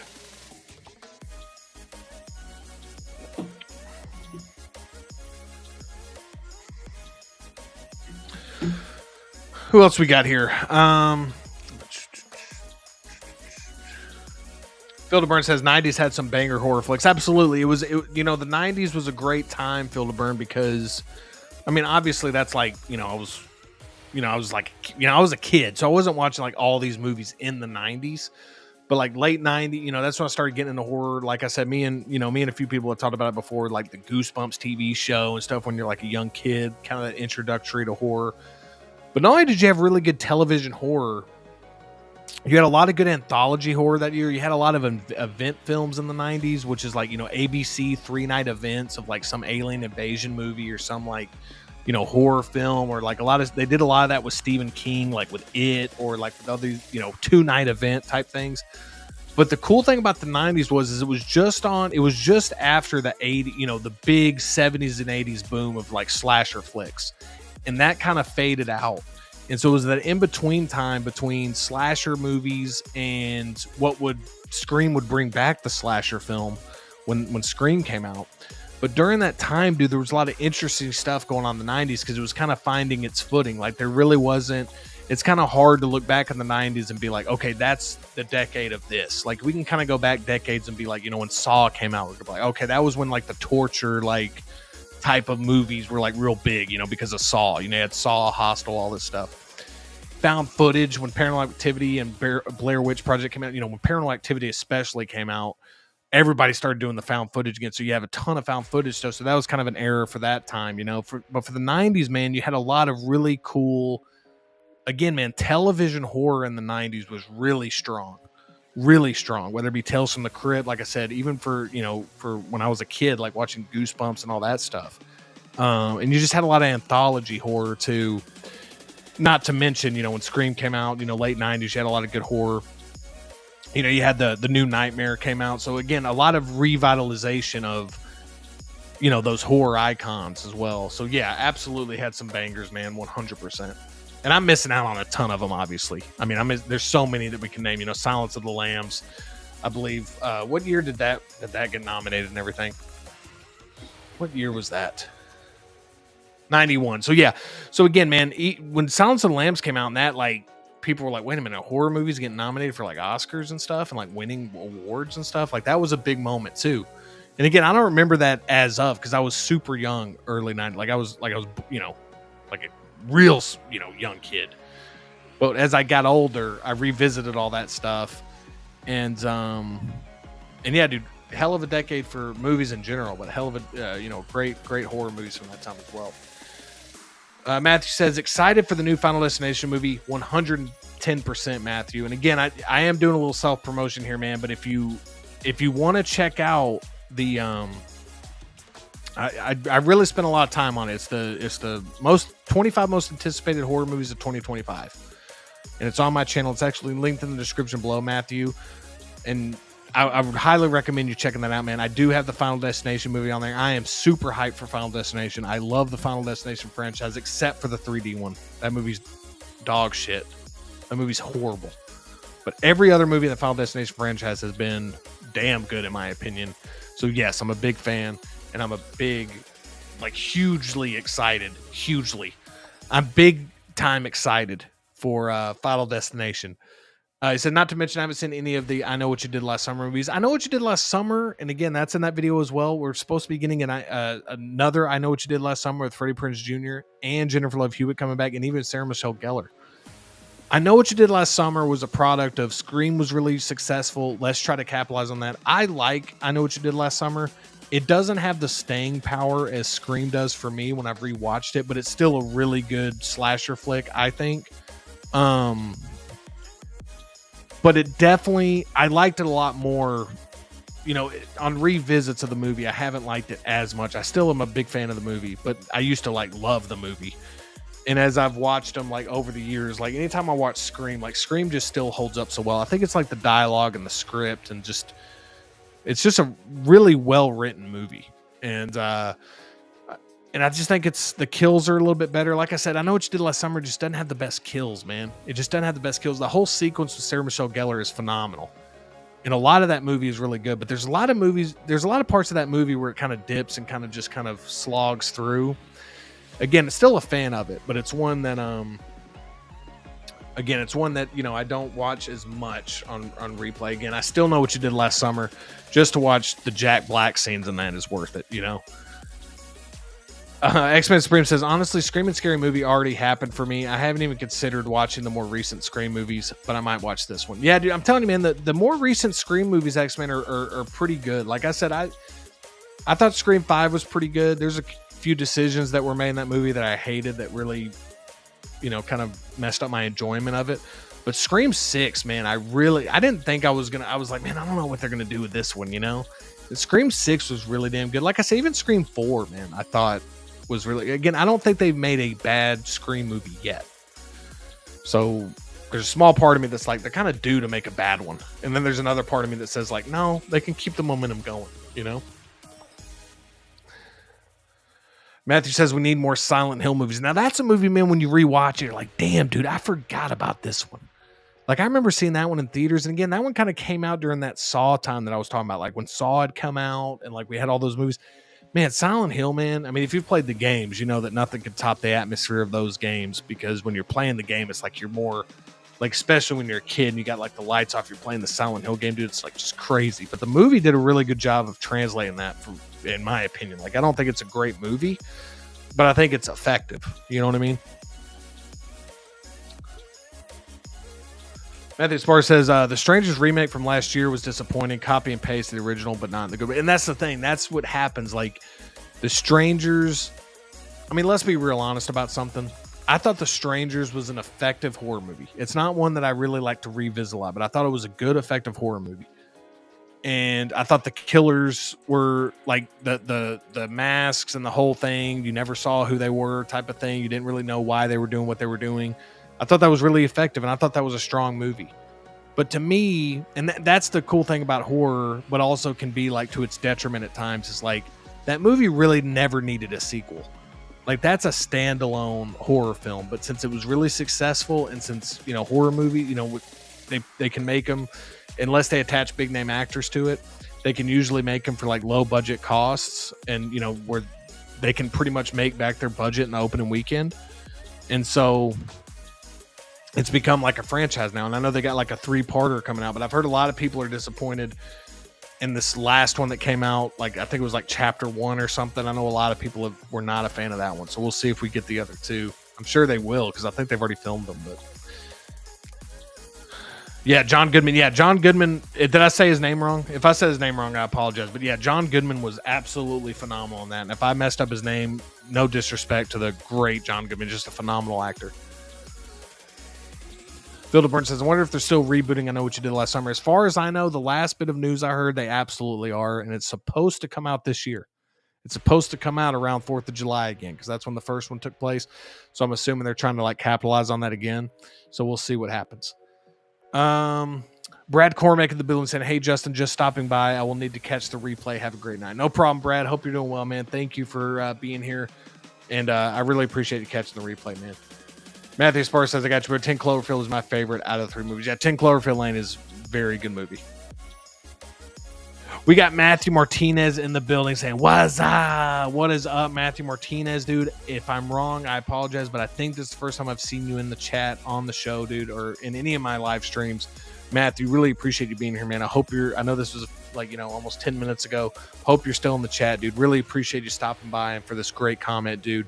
And, thanks for being here, man. Thanks for being here. Low Key Collector, aka Calvin, says Scream was and still is my shit. Me too, Calvin. 100%, dude. I until these movies give me a reason not to be hyped for them, dude, I get so insanely hyped for a new Scream movie, man. 100%. And here we go. Matthew Martinez, I should have just kept reading. It says first timer here. Shout out the algorithm. Perfect for slow Friday night while making the fat sandwich. Dude, this is the best compliment in the world. If you're watching Casual Friday, this stream right here on this channel, and you found this channel just by browsing, and the YouTube algorithm said, you know what, we see you're making that huge fat sandwich, Matthew Martinez, and you know what would be a great side dish with that huge delicious fat sandwich you're making is a dose of Casual Friday. So I appreciate you, Matthew. Thank you for being here, man, and I hope you enjoy it. I hope you enjoy the show, and I hope you enjoy the channel, man. So I have some videos linked in the description below. Kind of check out a lot of the channel if you want. Again, here, watch the movies, collect the movies. That's kind of my motto here. I do a lot of stuff about talking about movies, reviews, different stuff. Getting a lot more into that this year, but we also talk about the collectible side of it as well, man. So I hope you enjoy it. Really, really means a lot to me, dude, that you're here and you're enjoying a sandwich while eating, or you're enjoying a sandwich while watching, dude. That's the ultimate compliment. That's the ultimate compliment. That's what I'm envisioning people doing when they're watching the show. So this is great. Yeah, Tales from the Crypt, dude. Tales from the Crypt, baby. Unbelievable show. Unbelievable show. I can tell that you're hyped about this X-Men. I'm with you, man. Bram Stoker's Dracula, absolutely. That's what I'm saying. There was a lot of really cool. The 90s had a lot of great movies coming out that decade, man. X-Men Brief says 90s was the decade of the children's horror books like Scary Stories Tell in the Dark and stuff like that. 100%, man. Definitely was a big introduction for a lot of people getting into horror. Definitely. Calvin says X-Men is talking my language. Tales was dope. Yeah, dude. That's what I was mentioning earlier. Of like, we were kind of talking earlier. Calvin Phil DeBurn made a comment about like the 90s being a great decade for horror, and I was just mentioning like in the, on the show, like that, the 90s had a lot of great television horror, whether it be anthologies like Tales from the Crypt, even stuff for more kids like Goosebumps and stuff like that. But there was a lot of those great anthologies, man, of like, I don't know if you remember, but like the ABC 3-night events, they would do like those 3-night event movies, even like It and stuff like that. Like they would always do those like Stephen King, like 2-night event movies, this Sunday and next Sunday or whatever. So just a really cool time, man. Really cool time for horror. And Matthew says he'll definitely check out the 25 most anticipated horror films of 2025. I really appreciate it, Matthew. Let me know what you think, man. I definitely think with what you've been saying in the comments, dude, I really think there's a few on there that you're going to be hyped for, dude. So definitely excited to hear what you have to say. And Calvin coming in, still love Demon Knight, dude. Demon Knight, man. Demon Knight. I have so these posters right here, if you don't know, are from a company called Scream Factory, which is like a branch of Shout Factory, which does a lot of like boutique horror films. They do, they like, if you know, and they had ones where it was the Demon Knight came out, Tales from the Crypt, Demon Knight, and then Bordello of Blood with Dennis Miller, dude. And dude, Bordello of Blood, not a good movie, okay, in my opinion. Demon Knight's a good movie, but dude, Bordello of Blood, the special features on that is like a 2-hour documentary about the making of Bordello of Blood, and just Dennis Miller just being like, pretty much being like a prick on set. Like that's like what everybody's talking about. Like Corey Feldman's on there talking about it. Like a lot of the actors are talking about it. Like it is just, there was so much drama behind the scenes on Bordello of Blood. It is definitely worth a watch, dude. If you're into that type of stuff, if you love the special features, I'm sure it's on YouTube somewhere, man. But just an awesome documentary. X-Men says, I guess the 90s would be the decade of horror comedy too, with the Leprechaun franchise. Like, yeah, great point here. Great point here. Definitely, dude. This is a great comment here. Definitely had some of this going for it for sure. You had like Wishmaster, and you had a lot of these like type of. It was almost like they were trying to find the new horror icon. Because they did like Wishmaster there for a while. I don't know what they were trying to do with that. They did a lot of the. I think weren't the Puppet Master movies in the 90s. I could be wrong.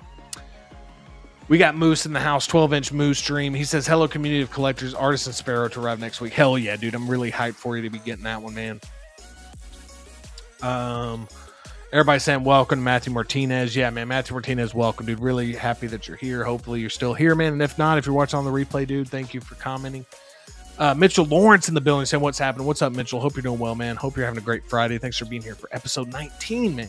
A casual Friday. Like I said, guys, hit that thumbs up button if you're just getting in here. That'd help out the stream a lot, and I'd really appreciate it. Matthew Spurs says, Candyman reboot never took off, or maybe it was just meant to be a standalone. Man, I'll be honest with you. I thought the Candyman reboot was not half bad, Matthew. I'll be honest, dude. I actually kind of dug that. Now, you can't replace Tony Todd. You know, and RIP Tony Todd, man, just an absolute legend. You're talking about a dude who's just like, when I saw him at conventions, man, I'll always regret now not meeting the guy. But just a legend, dude. Just a legend. One of the most iconic voices in cinema history. And what he did with that role in Candyman was incredible.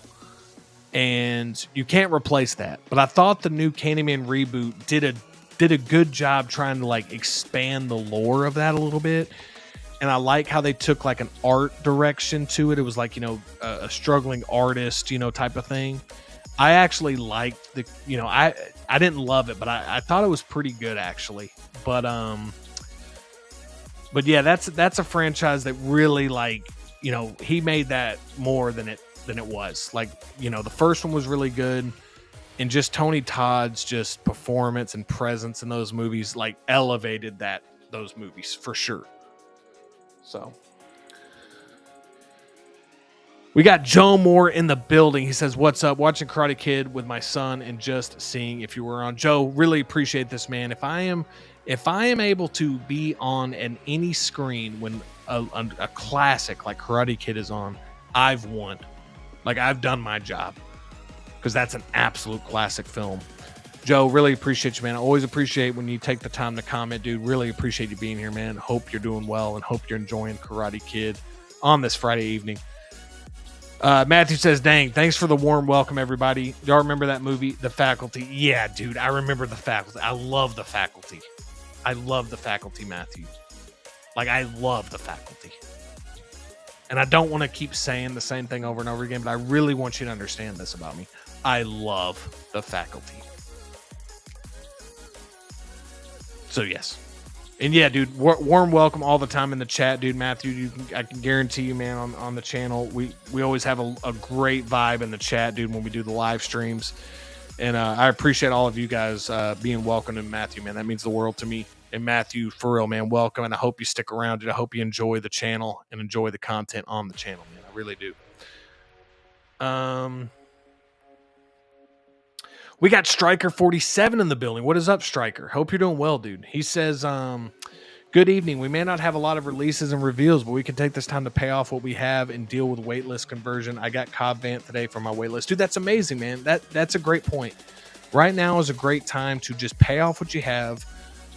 Get back to neutral a little bit, like breathe a little bit and just enjoy the downtimes, man. Cause we've said it before, like when we're collecting stuff we love, like collecting, you know, whether it be, you know, especially in this, you know, this 1/6 scale community, 1/6 scale figures, it's different than anything else because like you could pre-order this stuff 18 months in advance and then you get 7 things all at once. So definitely appreciate the times, man, when you have some downtime. I know I do for sure. And this is kind of my strategy too. It's kind of maybe finish a payment or something or pay off something.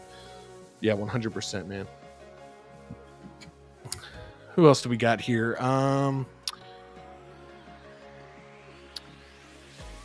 We got... I'll make sure I'm getting to all the comments I'm seeing. Mitchell Lawrence says, "I was going to mention Wishmaster, people under the stairs and the gate to name a few." The gate, yeah, dude. That's what I'm saying. They were doing a lot of interesting things. Some of them didn't work all the way, but there was a lot of unique horror in the 90s, man. I mean, I don't know if y'all remember the John Carpenter In the Mouth of Madness. You know, you had The Craft. You know, you had a lot of these different, you know, a lot of different genres of horror going on in the 90s, which I really liked. Field of Burn says, "I really like the newer sequel better than the earlier sequels." Candyman. Yeah, I thought. Yeah, I mean, this last one they had, I guess was kind of like a reboot / sequel. I thought like expanded on the lore a little bit, and I actually thought it was pretty good. X-Men Supreme says, "The Faculty, was that the one with Katie Holmes?" No, that's Disturbing Behavior. Disturbing Behavior had which is another good one. It's not as good as The Faculty, but Disturbing Behavior is one that I watch all the time as well. But Disturbing Behavior was the one with Katie Holmes. It had Katie Holmes. It had James Marsden, which you would know as, you know, obviously in the new Sonic movies, and, you know, obviously X-Men, knowing you're a big X-Men guy, Cyclops. And Nick Stahl. Nick Stahl's in that as well. That's a really good one, man. That's a really good one. But again, The Faculty's on a different level, man. Robert Rodriguez, Josh Hartnett. Elijah Wood, Usher. I mean, Robert Patrick. I mean, it's got a great cast, dude. The Faculty is so damn good, X-Men. If you haven't seen The Faculty, dude, you got to watch it. You got to watch it. We'll talk more about it on the channel soon. I'll give you a chance to watch it. But I think you'll dig it, man. It's like that fun sci-fi horror, high school setting, sci-fi horror. It's kind of an homage to like those sci-fi movies where it would like come into a town and like, take over the town and stuff, but it's like a modern thing at the time of that. So just awesome movie, man. Awesome movie. Mitchell says Tony Todd is prolific. He's been in so many classic films, TV shows, and cartoons. That's what I'm saying, man. Tony Todd,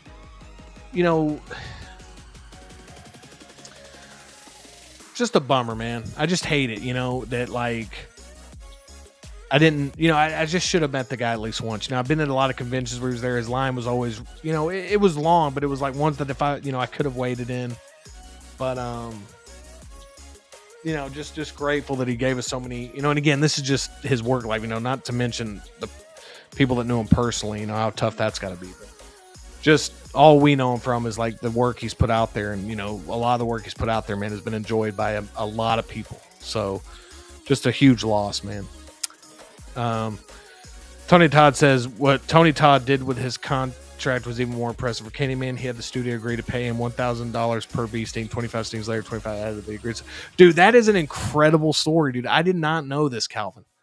That is phenomenal, man. That is such a great.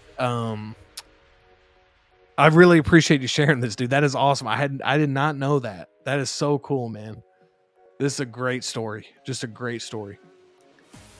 Matthew Esparza says, did you ever get into Spawn, Justin? I think the HBO cartoon is way better than the movie. I'll be honest with you, Matthew. I hope you don't get upset with me. I have never been super into Spawn. Just hasn't, not really my thing. Not to say it's not good or anything like that. It's just I'm not super into it, to be totally honest with you, man. But I know a lot of people. I think the character design is absolutely brilliant. I think the character looks so badass. But I've never really gotten into it. X-Men Supreme says Disturbing Behavior. That was the one with Katie Holmes. Yes, that one was the one with Katie Holmes. Matthew Sparks says, just recently watched My Bloody Valentine. It's not a bad movie, but I don't think it's talked about a lot. If you're talking about the ones from the 70s, that one's I think both of them are good. I think the one in the 70s was good, and I also think the most recent one they did that came out during the 3D craze, My Bloody Valentine 3D with Jensen Ackles. I thought that one was really good too. And I'm a sucker for holiday themed horror. I love holiday themed horror, whether it be, I don't care if it's Valentine's Day, Earth Day, birthdays, New Year's, whatever, man. Like if it's holiday themed, dude, I always watch it every year. It's just like anytime it gets like here coming up, I'll definitely be watching My Bloody Valentine. I'll definitely be watching Valentine. If you like urban legend, so that's another thing we forgot to mention in the 90s. We had urban legend. Even though Valentine came out, I believe, in 2000 or 2001, we had Valentine, which is, it's 2000s, but still got that 90s vibe. But Valentine's another great one. If you liked urban legend or you like slasher movies, Valentine's one that I think is worth your time to watch on Valentine's Day. It's a good Valentine slasher flick. Loki says people understands beast mode. Wishmaster was underrated as well. The first Wishmaster's good. The first Wishmaster is good. The other ones are still worth watching because they get just absolutely insane. But the first Wishmaster is pretty. I don't want to say good because I don't know if it's good, but it's entertaining as hell. Matthew Bertita says, haha, I love The Faculty too. Glad to have similar taste. Yeah, dude, I love that, dude. I love that, man. My brother loves that movie. Loves it. Loves it. X-Men Supreme says Tony Todd was in the Smallville episode Tremors. Tremors is another one, dude. Another classic. But I didn't know this, dude. I didn't know this, man. I didn't know this, X-Men. Thank you for sharing this with me. Mitchell Lawrence is a huge fan of the Spawn cartoon, so there you go. I believe that was Matthew who shared that. But yeah, Mitchell Lawrence is a huge fan of the Spawn cartoon. Calvin said, I just missed Tony Todd at San Diego Comic-Con 2022. Was at the PCS booth to view his statue. If you guys haven't seen it, check it out. You won't be disappointed. I think I've seen that statue, dude, and it's amazing. That's an amazing looking piece, man. I might have to get that one for the horror collection, man. Yeah, dude, I wish they would do a 6-scale figure. Do they have a 6-scale figure of Candyman? Like again, I know they probably have like third party, but have they ever done like a Sideshow ever done one or anything like that? I don't think they have. I feel like if they have, it would already be like I'd already have it. But yeah, that's definitely one that I would love to add to the collection, man. It's like a Tony Todd Candyman figure. Movie Canon says, I argued my way into an R-rated movie with the crew and watching The Faculty. I think I was 14. There you go, dude. That's what I'm saying, man. Hell yeah, dude. Hell yeah. Are you a fan of The Faculty, Gio? Like, is that a movie you revisit a lot? I don't know if I've ever talked to you about The Faculty, man. I'm assuming you like it, but I don't want to make assumptions. X-Men Supreme says, I watched the remake of I Spit on Your Grave. Is that horror? Feels more like Righteous Revenge. Yeah, I definitely think it would be in the horror section. Like, I always think of it like this. Like, if video stores still existed, or if you're trying to find something on streaming, I would put, like, this needs to be in horror. I don't think it should be in anywhere else. This is a brutal movie. Absolutely brutal movie. And so it's almost like Grindhouse, you know? And so Grindhouse to me would be in horror. Like, that's like kind of horror adjacent. Would be like a Grindhouse. But these movies are brutal. I have a tough time with these movies, to be honest with you, man. I really don't, like we talked about earlier, like movies you watch once, you appreciate, but you don't revisit, kind of stuff like that. Philderburn says, you really wanted to see that Faculty that bad, Gio? I would, man. I would do that with that cast, bro. Matthew Ortiz says, holiday themed horror. Nice. Did you like Krampus? I really did like Krampus. I really liked it. I wanted to love it. Like, I wanted to love Krampus. And there's parts of it that I do love. Like, there's parts of it I do love. I feel like they, as always, they just, you know, same with Trick or Treat. Like, they nail the holiday feel of it. I wanted to love it. It takes a little while to get going, which I'm okay with. I don't mind that. But once it gets going, it's absolutely brilliant. Like, so yeah, I guess in a way I do love it. Like, the more I'm thinking of it, like, I watch it every year. But it's just like Trick or Treat, I have so high. Like, I love Trick or Treat. And so, like, I kind of, even though it's not fair, I kind of compare the two because it's the same director. But Trick or Treat, to me, I just love the anthology of it. But yeah, Krampus is great. I really, really like Krampus. I really do. Great cast, great kills, like great. Like, the fact that you don't even see Krampus for like 90% of the movie. And like, even like in everything that he sends out to them is like even better than Krampus is insane. Like, I just love the creatures. I love the effects. I love all of it. So yeah, I guess I just convinced myself that I do actually love that movie more than I thought I did, because I watch it every year. And that's the beauty about holiday horror, man, is like you end up revisiting those more than other ones, because, you know, when it comes to that time of year, you're like, man, I'm kind of in the mood for like a Valentine's Day horror movie, man. Is there something out there like that? A Christmas horror movie, you know? Calvin says, Urban Legend, stuttering Brad Dourif cameo was phenomenal. Dude, I'm telling you, the opening of Urban Legend is so sick, dude. Is so sick. And Urban Legend to me is just a phenomenal movie. I love Urban Legend. Love it.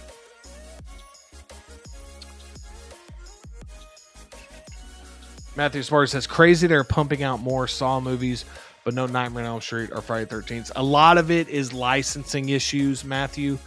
I agree with you. It's crazy, but there's a lot of licensing issues when it comes to Friday the 13th. There's a lot of licensing issues when it comes to Nightmare on Elm Street, whether it be with the studio, whether it be with, you know, the screenwriters, who owns the rights to the character, who owns the rights to the look of the character. There's a lot of stuff going on with those two franchises that I hope they can figure out.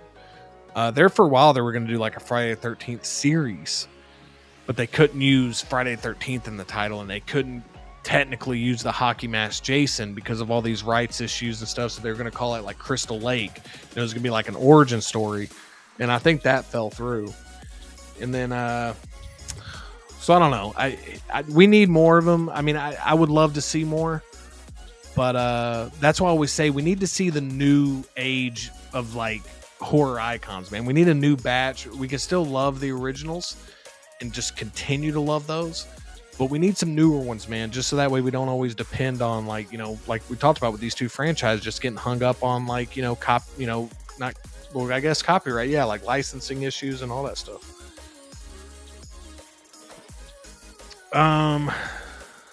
Yeah, movie canon's already ahead of me on this. Yeah, absolutely. Yeah, 100%. That's why the game went under, man. If you remember playing the game, dude, that game was awesome. And same thing happened, man. They shut down the game because of all this. Matthew Sparks says, for holiday movies, I think Thanksgiving was done well. I had a blast with Thanksgiving. I thought Thanksgiving was awesome. I loved it. It just took me back to like the funny, like over the top slasher stuff, which I love. I love that stuff. And I thought it was hilarious. I thought it was good. And I'm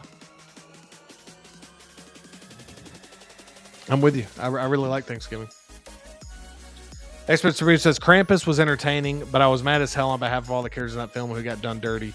Except for the redneck family. They had that shit coming and I loved it. Yeah, that's what I'm saying. They almost create characters. You know, Trick or Treat did the same thing. He creates characters that you almost like despise by the end of it. But I do think that you know, when it comes to the movie, I'm with you. It's very entertaining. I don't love the ending either, to be honest with you. But I don't know, man. There's parts of that movie that don't work for me, but the parts that really work for me are like, I really love the parts that do work. We got Venom Collector in the building saying, late to the party, being a 90s horror guy. How do you feel about the Terrifier movies? Venom Collector, first off, thanks for being here, man. Hope you're doing well. Thank you for being here, man, and for commenting. Terrifier movies, I'm not as huge on the Terrifier movies as a lot of people are. I like them. Like I thought Terrifier 2 was really good. Like I thought Terrifier 2 was really good. I'll be totally transparent. I haven't even seen Terrifier 3 yet. Didn't enjoy the first Terrifier, to be honest. So, you know, I know how much people love Terrifier. So I'm almost like, I hate that I can't get on board with like being a just fan of it like other people are. But if I'm being honest, I'm not the biggest fan of the Terrifier franchise. I don't dislike it. I just don't love it as much as I love other franchises. If that makes sense. You know what I mean? I'm kind of riding the fence on it. Because I know how passionate fans are of that franchise and I love it. But I love how passionate the fan base is for that. But yeah, I don't know, man. It's just I enjoy it, but not one of my favorite franchises. I'll put it that way. Matthew Martinez says Gremlins is a holiday theme. Dang. Yeah, dude, I love Gremlins. Gremlins is another great holiday themed horror, man. Like a kind of a horror slash, like, you know, it's horror, but it's like family horror. You know what I'm saying? It's like creature horror. Like I would still put it kind of in the horror section, but it's not particularly scary, but I mean, you still probably put it in that horror section, you know. Matthew Esparza says, think we will ever see a stacked lineup of icons like Ghostface, Jason, Leatherface, Michael, and Freddy again in terms of the horror movie space. No, you'll never see that again. Because that's a product of, there was nothing like that yet. And that was just, they were making stuff like that. They were focused on making a horror icon. And right now where the horror genre is, I'll be honest with you, the horror genre right now is in the best place it's ever been. It's in the best place it's ever been. The horror genre right now is extremely strong. It's the one genre out there that is still like doing like very interesting storytelling to me. Whether it be through television, through movies, whatever. I feel like it's in a very, very healthy place right now. And you're getting a lot of great, just different types of horror films. There's nothing right now that's like I said, when it comes to found footage or the Saw movies or whatever, there's nothing that like everybody's trying to do. We're just seeing a lot of different types of horror movies, whether it be Jordan Peele over here doing his horror stuff, whether it be Robert Eggers doing a period piece horror film, whether it be something like The Substance that has a multitude of genres in it that's now getting awards recognition, you know, whether it be Long Legs by Osgood Perkins. I mean, we're getting a ton of, and again, I'm just naming a few, there's a ton others. But it is in a very good spot right now. But I don't think we have passed by the golden age. It's kind of like the Universal monsters. Like they're going to try to bring that back. But the Universal Monsters, like, we're never going to get that again. Like, the Universal Monsters, when it came out, it will never probably be like that again. And same with the horror icons. We're going to get great horror movies. We're probably going to get a few more horror icons, but nothing at this level that I think holds where people are still just obsessed with the IP, want to collect all the masks, want to collect all the movies, all that different stuff. I think, you know, we're past that. You know what I mean? And so this was kind of the golden age of that, which is cool. I like that stuff has its time, man. Like, I don't, you know, it's, you know, it's kind of sad because you're like, man, it's over. You know, it had its time, but they don't make it like, but that, to me, that makes it even more special. It's like, damn, dude, like, look at all these horror icons that held all these great movies. Like, we have like 60 movies we can go back and watch, you know? And I just hate when a franchise just continues to go and the quality just completely goes all the way down, you know? So that's a long answer to your question, but I think this was the golden age, man. We still might get a few horror icons here and there, but nothing at this rate, I don't believe. X-Men Supreme says, I want to see Wolverine tossed into every horror film, watch him just end that whole story. I mean, that'd be great. I would love to see this as like a comic series, X-Men. That'd be a great comic series, dude. Great comic series. Matthew Sparta says Killer Clowns is loved by many with only one film. Yeah, Killer Clowns is one. They even made a video game of Killer Clowns, man. So again, just a cult classic there.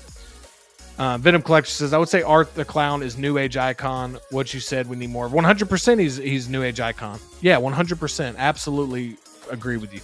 Absolutely agree with you. He is definitely new age icon. He has definitely entered in that zeitgeist of, he's right on the shelf there when you go to Spirit Halloween at Halloween time to pick up a mask or whatever. He's right there with all of them, dude, you know? And we've gotten a few of them, like Sam from Trick or Treat is a recent one that's kind of had that staying power, you know?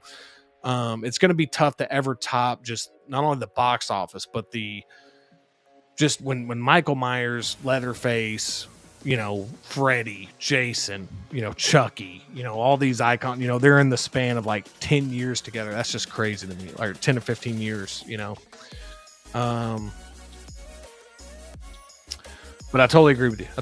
Art the Clown is, I mean, that is why these movies are so popular. Art the Clown is just that like iconic of a character.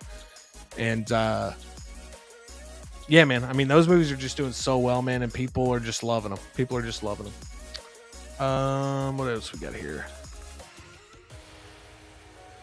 Matthew Spar says, is it a hit take that, or is it a hot take that Evil Dead 2 is better than Evil Dead 1 or interchangeable depending on who you ask? So there's not a doubt that Evil Dead 2 is a better film than Evil Dead.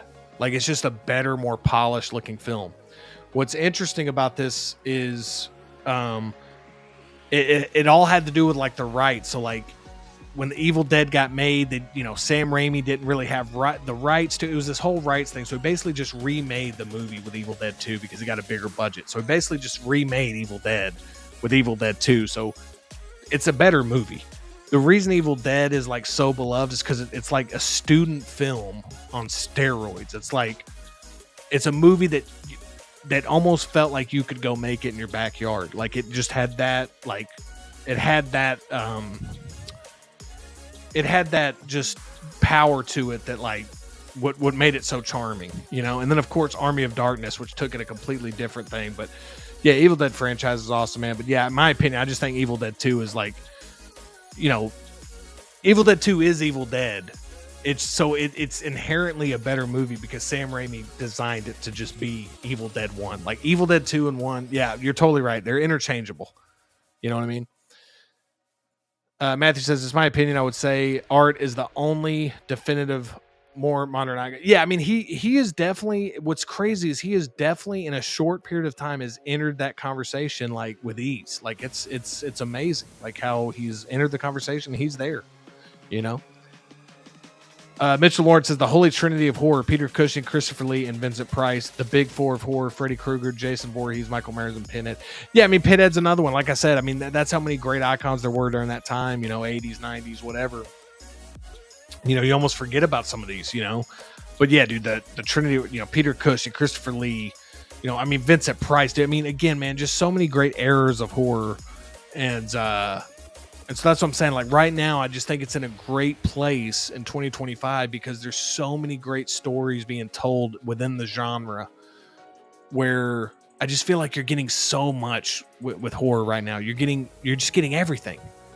You're getting like you're getting all these different subgenres, all these really cool, interesting stories, movies that push the envelope a little bit. And I don't know, man. I'm biased because I love the genre, but yeah, Army of Darkness. Yeah, I want to see Army of Darkness. You know, Caustic has that statue out. I want to see that. I want to see a 6 scale version of that Army of Darkness statue, like a 6 scale. Venom Collector says, this convo is bringing up so many memories for me. I remember watching Horror House back in 1987 with my dad as a 7-year-old. Probably shouldn't have been watching it at that age, but here we are. And you know, a lot of times, dude, that's what begins your love for horror, man, is you watch something maybe a little too early, weren't supposed to watch it, and you just become obsessed with it, man. I think all of us have a story kind of like this, man. So 100%, dude. Great comment here, Venom Collector. Mitchell Lawrence says Demon in the Woods and then the Trap Door in the Evil Dead used to scare the shit. I mean, yeah, dude, it's like a horror comedy, but it's got some like a horror comedy. If it can do it right, if the horror comedy can do the horror aspect of it great and then do the comedy aspect of it great, they both have to work. That's what people don't understand, I don't think, about horror comedy. Like, if you're gonna do a horror comedy, the horror has to be scary and the comedy has to be funny. You can't just be like, it's kind of funny, it's kind of scary. It's got to be really freaking scary when it's scary, and it's got to be really funny when it's funny. That's my opinion. We got SG Collectibles in the building. We already know we're just a regular on the stream, a guy who always brings the heat in the chat. He says, yo, Justin, Casual Friday. I'm piling those posters, or probably meant I'm digging the posters. I'm digging the posters on the background, especially the Halloween 3 poster. Yeah, dude, love Halloween 3. Thank you so much, man. Scream Factory posters, 18 by 24. So I'm just throwing that out there. That's the size of them if you wanted to know that. But yeah, I got a ton of these. I'm going to start interchanging these like throughout. I might add some more to this back wall here unless I put like shelves back there. So probably see some more posters from me, in the near future. Because I just have them and I want to get them displayed. Tim Harvey coming in says Holy Trinity, Bela Lugosi, Boris Karloff, Lon Chaney. That's what I'm saying. There's so many different ones. Like some people like the Hammer horror films. Some people go this route. Vincent Price, like just classic horror, man. That's why I love like the Universal Monsters. I love that classic horror because that was like the building block for everything we're getting now. Matthew Burr says the most recent Hellraiser movie was actually good. I loved the most recent Hellraiser movie, the one that's on Hulu. I totally agree, Matthew. That was a damn good movie. I really liked it. I'm so glad you mentioned that because I really liked that as well, dude. I'll just let y'all read this comment. This is just this what I was telling you about, man. X-Men Supreme just brings it. Jennifer Love, and you see it. Tim Harvey says the big four, the Frankenstein, Dracula, Wolfman, Creature from the Black Lagoon. Yeah, that's what I'm saying. That's it. Like some people, they love creature stuff. Some people love the slasher stuff. Some people love the, there's just so many different genres. And that's what I love about horrors. There's all these subgenres, man. Tim Harvey says I'm an old dude and those will always be my favorite. But that's what's awesome, Tim. I love hearing this from you, man, because this is so cool to me that the different decades, the different generations of horror, I love that there's an appreciation. I feel like horror really does well with like appreciating everything that comes before. And that's why, we talked about The Faculty earlier. That's why I love The Faculty. That's a riff on a lot of those 50s and 60s B movies, like, Aliens from Outer Space and all this different stuff. Same with Mars Attacks. Mars Attacks came out. It was the same. It was a homage to those things. And, in a way, the slasher icons were a new way of having slasher icons to replace, not to replace, but an homage to Universal Monsters in a way, if you really think about it. I mean, those, when people are thinking about like new, those characters were designed in such a way, especially like Mike Myers and, Jason, it took a little while, because we know what the first movie entailed, but, when he officially became Jason, but even Freddy, it had those type of characters. And so each generation has that. And so that's why I always say I love revisiting the older IPs. I love it. But we need to get more original stuff coming out. Like somebody mentioned Terrifier. That's a perfect example. We need to get more of this stuff for this generation. So that way we can just keep that going. And that's what I love about horror, man, is you'll have Bela Lugosi Dracula here. Somebody's collection has that, and it also has Ghostface. And it's just the appreciation of all the generations that come before and all the icons, dude. I just feel like horror does that really, really well. And I love it. I love it.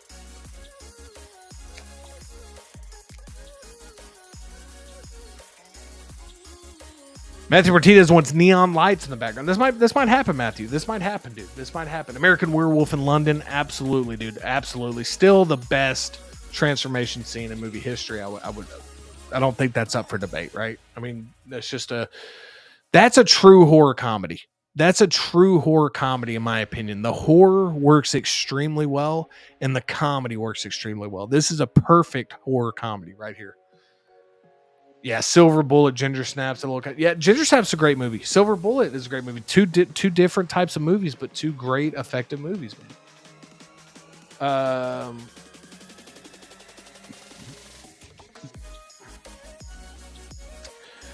Matthew Sparks says, I want to check out the older Dracula movies since Nosferatu 2024 was my first exposure to Dracula.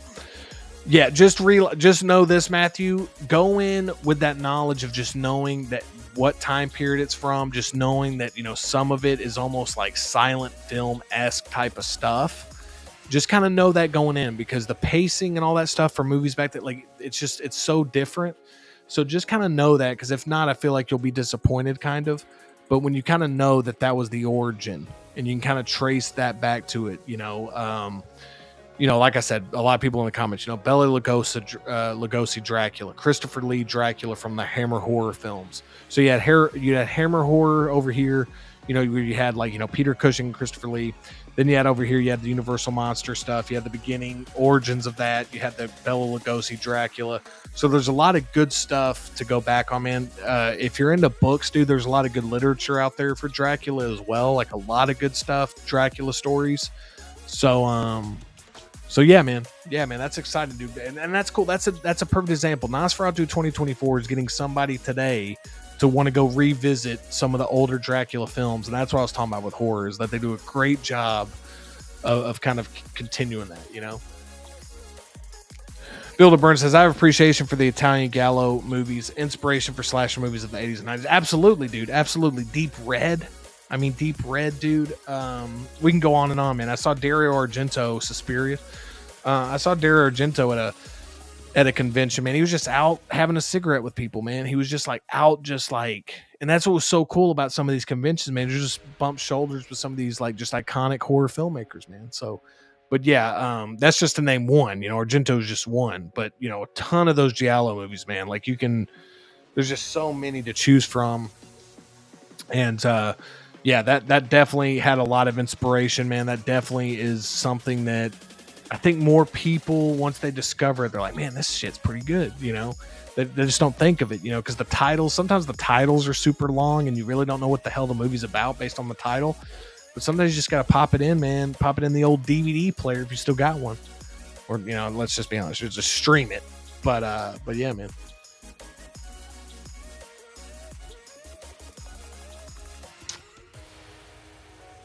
Matthew Sports says, we'll never see a Freddy versus Jason again. Sadly, we might not. I mean, we might see another Alien versus Predator, which is exciting. We very well could see Alien versus Predator. Striker 47 says, with the 25th anniversary of Hot Toys, I'm curious to see what figure they might look to bring back. Perhaps rescue Captain America with old school motorcycle. This is a great point. So we'll talk about this a little bit as we're talking about horror stuff, because we can throw horror figures out there. I don't think Hot Toys will probably visit horror stuff a lot, but obviously there is that 25th anniversary of Hot Toys. And I mean, what are y'all thinking we're going to get from the 25th anniversary? I mean, I think they're going to do some type of event, but I don't know how much stuff we're actually going to get that's 25th anniversary, advertised. Does that make sense? I think there's going to be an event. I do think we're going to get an announcement or two, but I'm very interested to see what you guys think about that. And while we're doing that, I will check in with the chat here. X-Men Supreme says Freddy versus Wolverine, epic rap battles of history. Dude, that'd be sick. That actually sounds like one that's legit out there.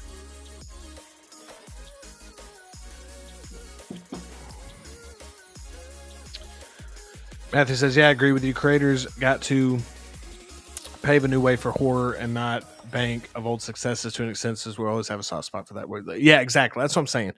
We just need to have both. We need to have both. We need to have the old. We need to pay homage to the older stuff and have a respect for it. But we need to, like you said, new batch of filmmakers need to make that new batch of, icons, or that new batch of just iconic horror.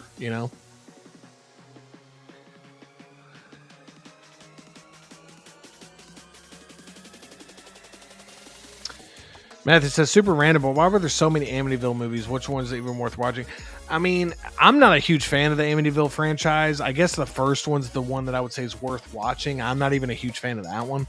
And it just got made because the first one was, a modest success, and they figured out a way they could continue to use that name and, the Amityville stuff, and they put it on a movie, and they make a, pretty decent chunk of change on the opening weekend. It's just a way to kind of have that brand recognition, man. Matthew Spar says, appreciate you taking the time to give each comment attention. Can't wait to see how much your channel grows in 2025. I appreciate this, man. I gotta sit up for this, bro. I appreciate this comment, Matthew. I really do, man. And yeah, dude, here's the way I look at it. You guys really do make the show.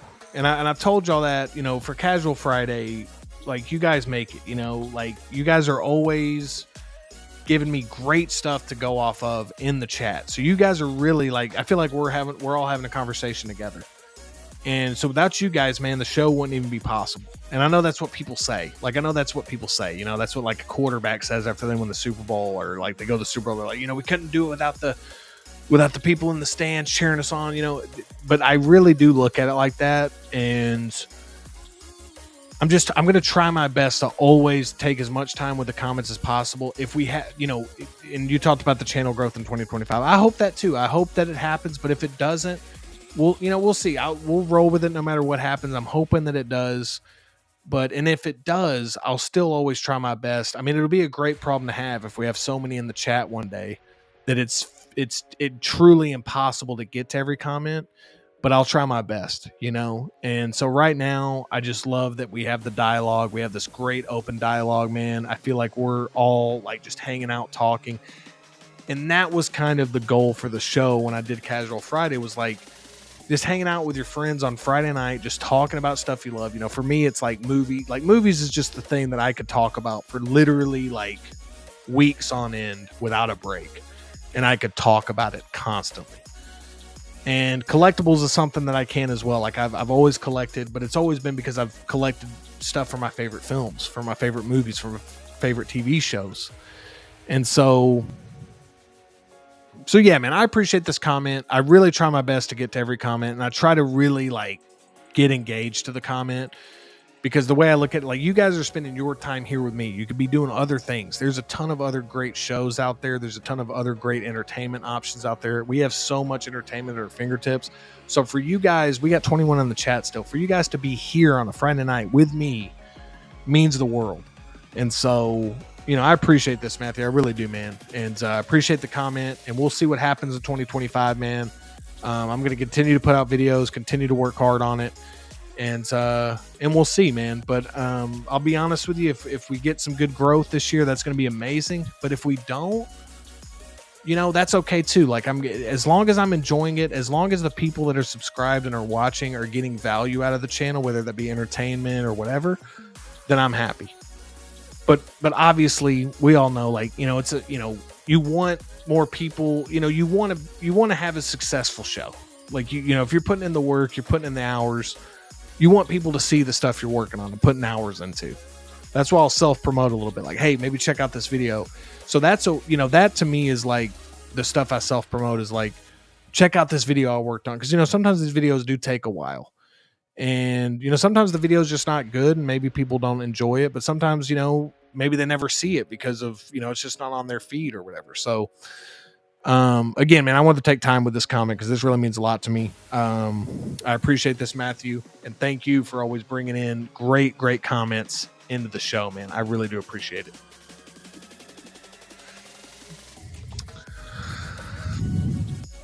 Yeah, Fulci. See, that's what I was saying, man. Yeah, I could exactly, dude. There's so many, man, and I'll be honest with you. This is the one area of horror, Phil DeBurn. I don't want to sound like let me stop myself right there. I don't want to sound like I'm some type of expert. All right, I was just gonna. What I was originally gonna say was this is the one genre of horror, like the giallo films, that I need to get more well versed in. I feel like I'm very well versed in almost every other aspect of horror. This is one that I definitely want to dive a little bit deeper into. I've seen like I guess you could say quote unquote essentials, like the ones that like a lot of people would know, but I want to dig even deeper there because there's a lot of cool stuff. A lot of the camera movement, a lot of the camera angles, a lot of different cuts, and the editing in these movies are really cool, man. So definitely want to do that. 12-inch Booster Room says, being 63, I'm feeling so old and out of touch on so many IPs mentioned here. But then if I wasn't so old, I wouldn't have a memory of seeing Mad Max at a drive-in. Its original release in US. See, Moose, you feel old saying this. This to me is exciting as hell. Like, I love hearing from people of stuff that I didn't get to experience, dude. I would have loved to have been able to know what opening night was for Back to the Future in 1985. I would have loved to have seen what opening night was for for Halloween in the 70s, 78. I would have loved that. So when you say like, man, I'm feeling old because I'm at it, dude, this is the cool stuff. This is what I love about talking about stuff like this. This is what I love about film is like, we have all these different genres of film. We have all these different decades of film. And I love the conversation. I love that you can talk about a movie like Mad Max, and we can also talk about a movie that came out last week. Nosferatu, for example, a movie that came out last month. And they're all fitting in the same conversation. We're all having a dialogue about it because we all have a love for film, or we all have a love for horror, or we all have a love for, whatever. So for me, man, this is, again, bring on these comments, dude, because I think this is so sick, dude. I love the fact that you were able to get to see Mad Max in a drive-in theater. That's awesome to me, man.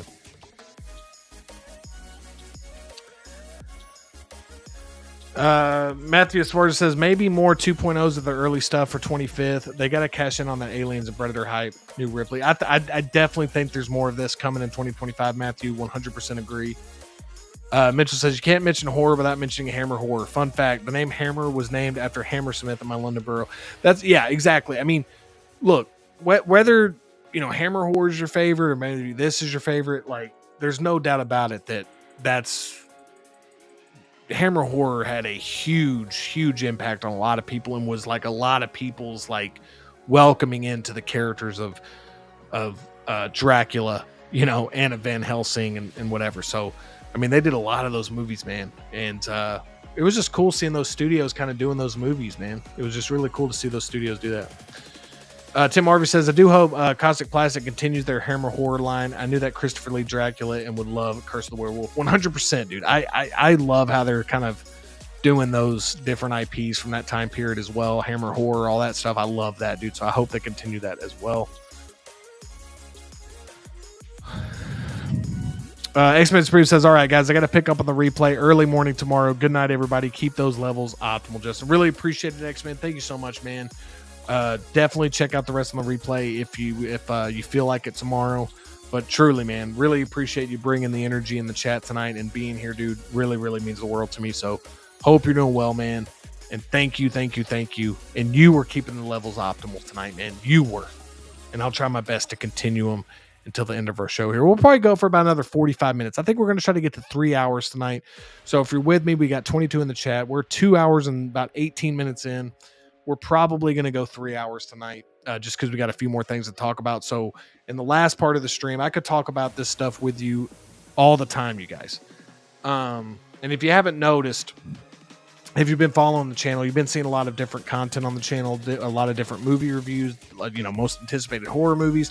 I tend to really just love horror in general. So a lot of that stuff's going to be there going into the channel in 2025. I'll talk about other movies and stuff like that, but horror is just a genre that I'm going to talk about a lot during the year, as well as the collectibles and stuff like that. We're still going to have that on the channel, but I just love how we're having a great show tonight, talking about the movies, talking about different horror movies. So again, we're going to move to a different topic now, but this will be the first of many conversations about horror movies on the channel. We're going to go deep dive into a lot of stuff this year. Cannot wait for you guys to see a lot of the content that I got planned for 2025. I'm hoping it's half as good as what's in my head. Like in my head, it seems like really good. But as soon as you start working on something, that's just how it is with like anything you kind of, create or art or whatever, or content or whatever it is. So hopefully y'all dig it, man. But just know that even though we're moving on to a different topic, which is still horror related, way more horror stuff coming this year, horror movies and stuff like that. So if you're into that, man, definitely consider subscribing if you're in here and you're not subscribed to the channel. SG Collectible says, Justin, are you going to get Reagan and the priest from Caustic Plastic? Are these statues? Or are these like statues, SG Collectibles, or are these figures? Tim Harvey says, definitely getting Reagan in the bed form, Caustic Plastic. I need to know, if this is figures, I didn't know about these. I think I saw I thought I saw a statue of this, but if there's something I'm unaware of, please, guys, let me know in the comments below. We got Jose Plus in the building saying, hey, Justin, what's up, Jose? Hope you're doing well, man. Thanks for being here, dude. Really, really appreciate you. Moose says, opening preview night on a Thursday for 89 Batman. It was crazy that summer. It took over my life. Dude, that movie, I've heard that movie just took over, man. I mean, I took your words, like, took over your life. Like that's how big that movie was, man. That would have been an awesome experience, man. Tim Harvey said, my dad saw the original 1933 King Kong when he was just a kid in the theater. That is incredible to me. That is incredible. See, that's the stories I love to hear. I love hearing stories like this. Love it. Matthew Martinez, we only talking horror, random, but y'all ever seen Chappie? That's a favorite of mine. Yeah, I mean, we're talking tonight because it kind of got started, Matthew, because we were talking about the Scream franchise, and there's been like some horror news right now. And plus, like you heard me say, like, I just love the horror genre. So we'll always talk about horror movies and stuff on the channel. But yeah, we talk about all kinds of different movies on the channel too, Matthew. And like I said, since you're new, Matthew, like a lot of my channel at the beginning was like a lot of stuff about figures and collectibles and stuff like that. And that'll still have its place in the channel as well. But this year I'm also focused on adding more because I did a few movie reviews last year and like some different stuff. So I have a lot of that different stuff coming to the channel this year as well, movie related stuff. So kind of have both things going on the channel, man. So just kind of so you're aware of it or up to speed. But yes, I have seen Chappie. I think the same director did this that did District 9 and also did Elysium. And I thought Elysium was really good with Matt Damon. I don't know if you've seen that one, Matthew. Elysium with Matt Damon and Jodie Foster.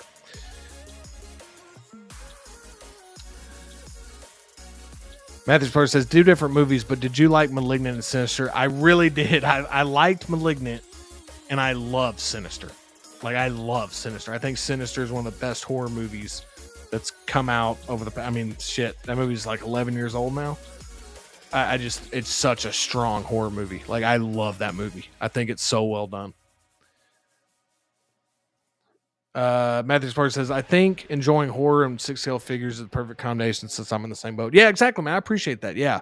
I mean, that's just me. I mean, like I've said, I collect because I love the movies, man. I love the movies, and so I want to have stuff that represents my favorite movies, like displayed around me, SG Collector says 6-scale Reagan. Dude, I had no idea that announced it. That maybe this year they will have a reorder. Damn, dude. Thank you for this, man. I didn't even know this, SG Collectibles. I really didn't, bro. I didn't know this at all. No, they're Tim Harvey says, no, they're 1/6 scale action figures. Caustic Plastic just got the license for the extra. Says, hell yeah, dude. I hope that Caustic continues to just get horror license after horror license, man. All right, so let's get to, so again, we're probably going to go another 30 minutes here, you guys, about another 30 to 40 minutes. Let's get to our next topic here. This will be quick. I just want to look over this real quick.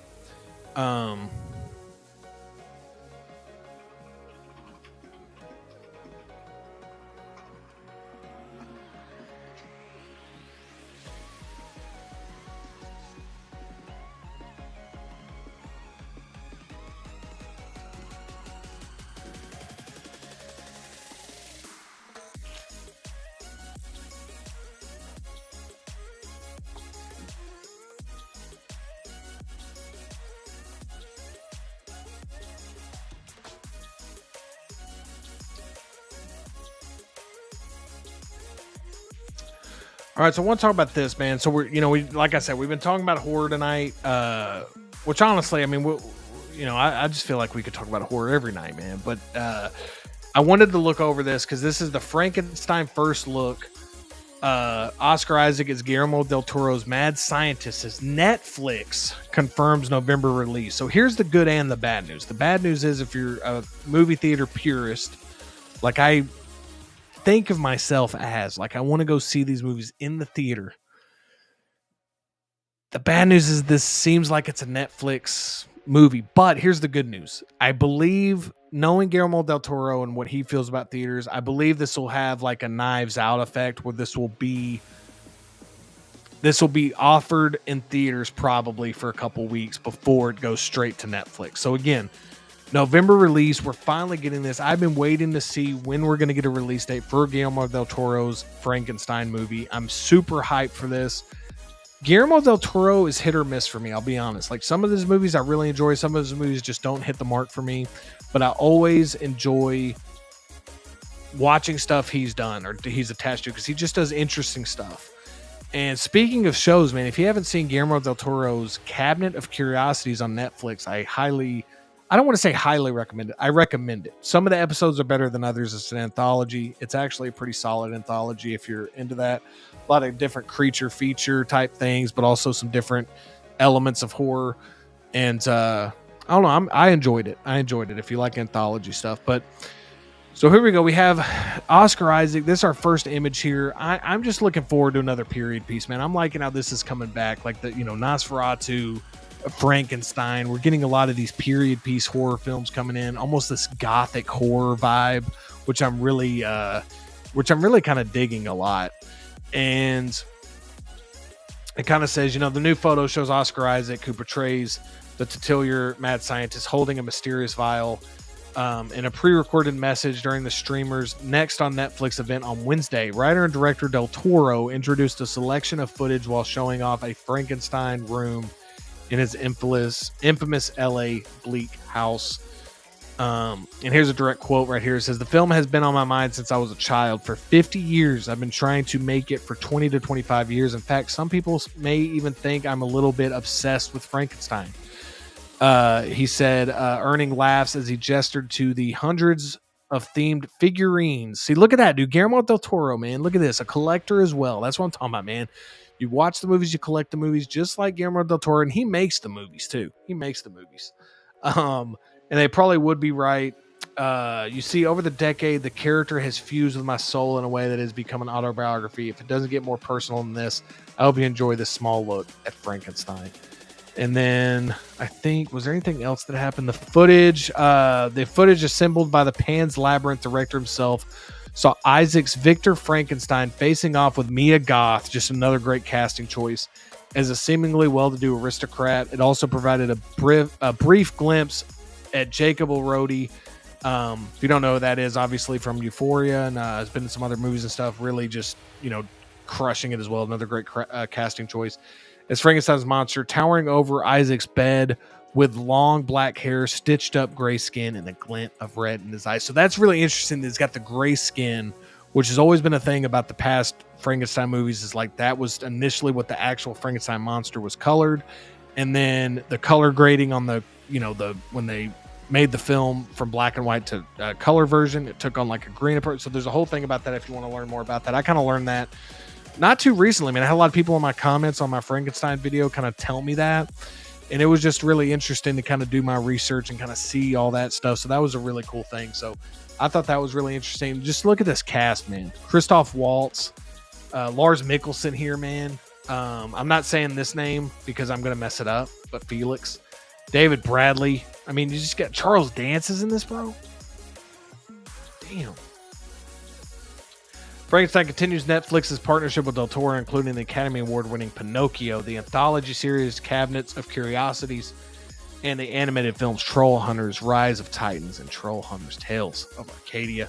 So there you have it. We have Oscar Isaac in Frankenstein, man. Is anybody else hyped for this? Like, I don't know. I'm going to check in with you guys in the comments to see if we're hyped for this, man. But I am really hyped to see how this movie comes out. I do love how Guillermo del Toro has an affinity for the character. He has a connection with the character. He wants to tell the best possible Frankenstein story he can. and I'm very interested to see him. And I feel like this is like a perfect pairing. So I'm excited to see what he brings, and I hope that this gets at least an exclusive theatrical window in November to where we can go see this in the theaters. And because I just feel like it's something that you want to see in theaters, man. I don't know, just me. But let's see what everybody in the comments has to say.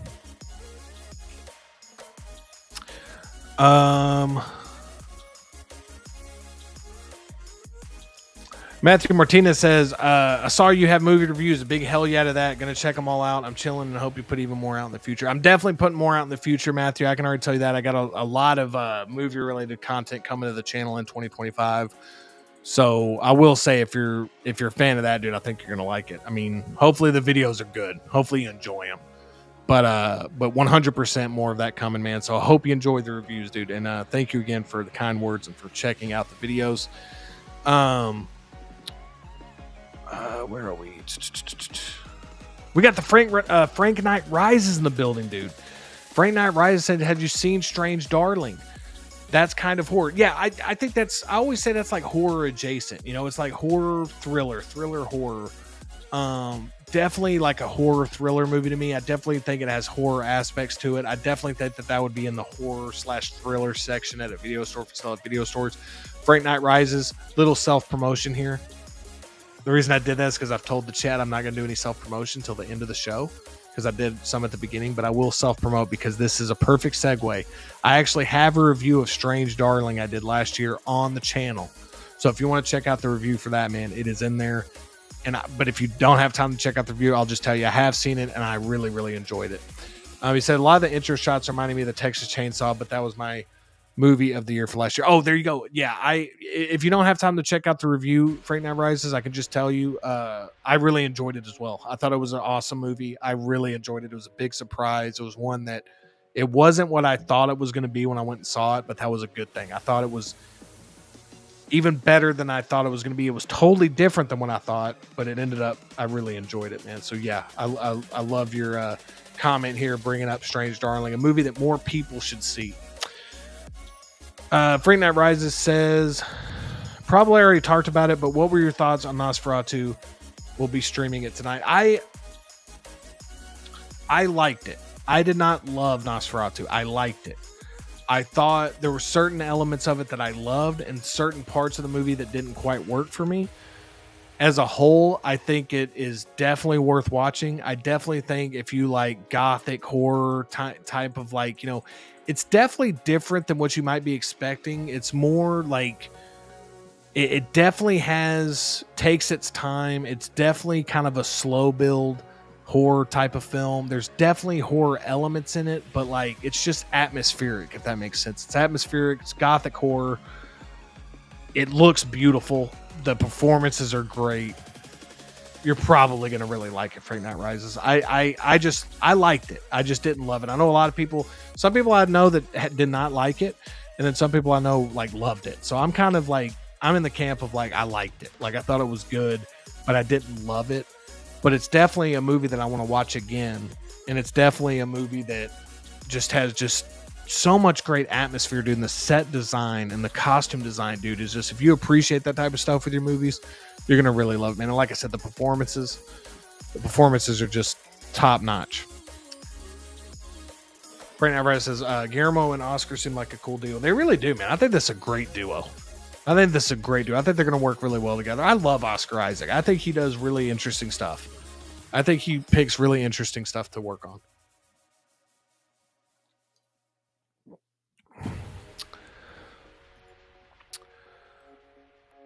Tim Harvey says, the Frankenstein creature in Guillermo del Toro's movie has been described as having long black hair and gaunt-looking features, so he will resemble the description in the book. That's amazing, Tim. And I know you're a big Frankenstein guy, Tim. In fact, I think you've commented a few on my videos, like kind of explaining some stuff, so I know that you have a deep appreciation and understanding of the character and probably the source material from what it sounds like to me.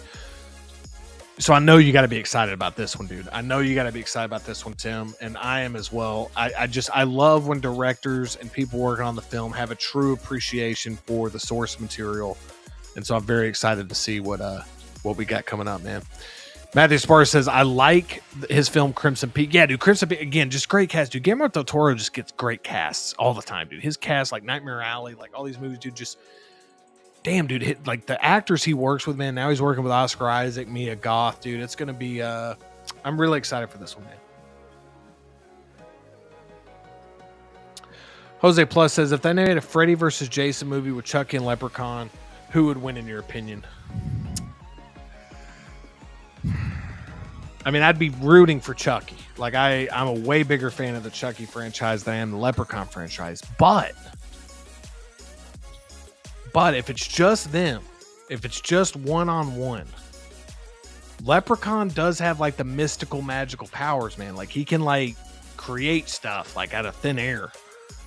And Chucky, you know, that's what would limit Chucky. That's what would limit Chucky. I think if it was a bar fight, I think Chucky could hold his own.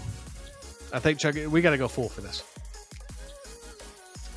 If it was just a straight bar fight and it was just like it just happened, like they were arguing about a sports game and they started fighting, I think Chucky could get the upper hand because I think Chucky could take him on in a fist fight.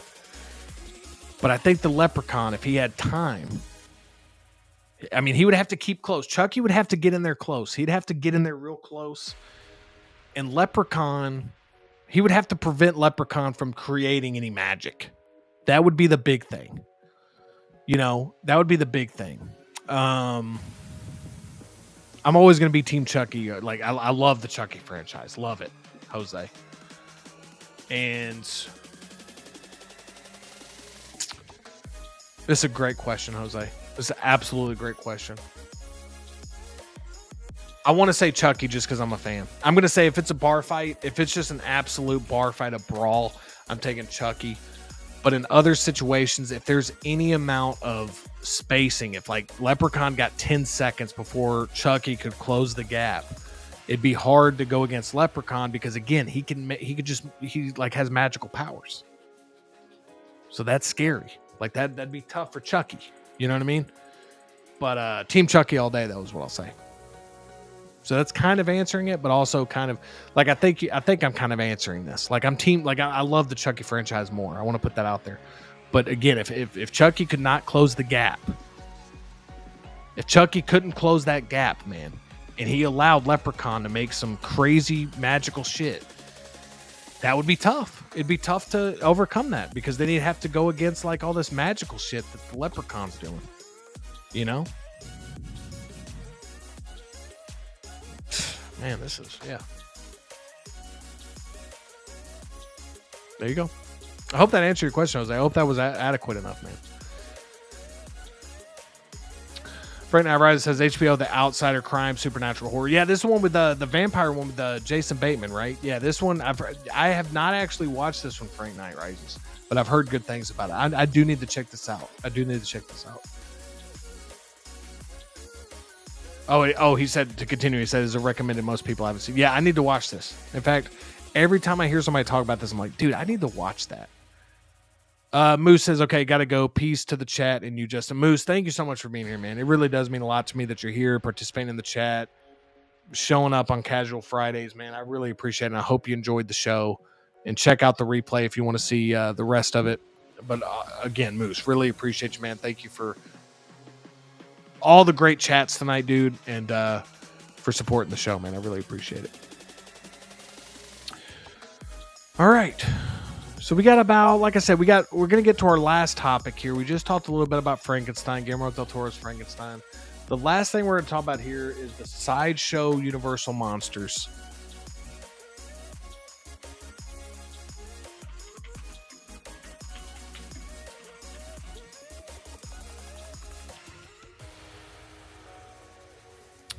Jose says this is in reference to his question of who would win out of Chucky and Leprechaun. He says, Jose Plus says, LOL, appreciate the response, Justin. As a kid, I wrote this crossover with Chuck and Leprechaun for school. I had Chucky winning too. Yeah, dude, that's a great story. That sounds like an awesome read, bro. Yes. I love it, dude. I love it. But yeah, Chucky, man, Chucky, man, the Chucky franchise. I could talk about the Chucky franchise for a while. I'm not as versed in the Leprechaun. I've seen the Leprechaun movies. I don't rewatch them. Like I rewatch the Chucky movies a lot. But dude, that sounds awesome, man. Yeah, that's always a great debate, man. It's like, who would win out of these two guys? You know, would it be John Wick or Jason Bourne, or Jason Bourne or James Bond? And that in horror, it's like Freddy, Jason. You know, Mike Myers, Ghostface, Chucky, Leprechaun. You know, it's just it's hilarious, man. It's always a good time having those hypotheticals, man. So great question, Jose. Really appreciate you, dude. So last topic of the night.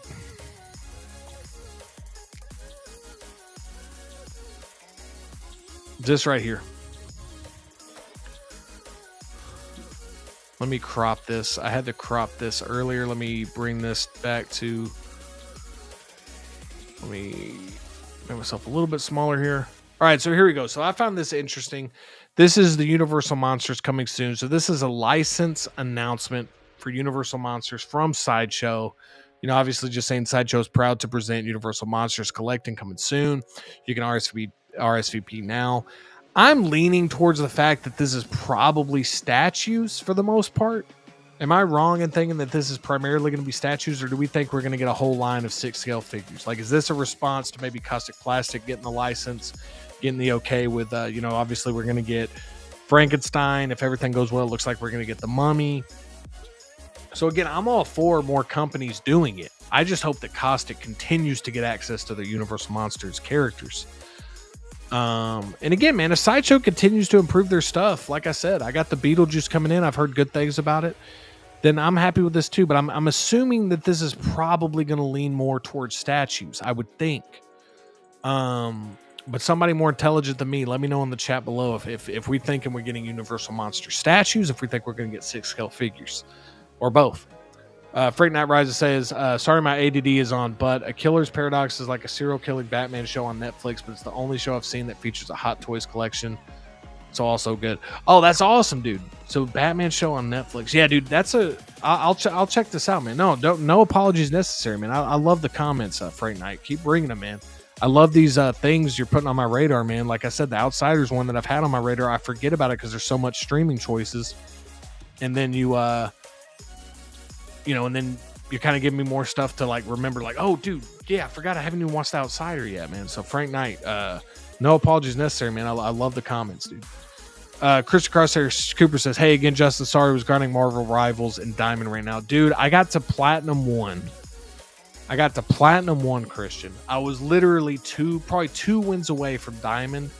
And you know as well as I do, when you play Rivals, as soon as you think you got the game figured out, they'll put you in just lobbies that you feel like you have no business being in, and then you lose like 5 in a row.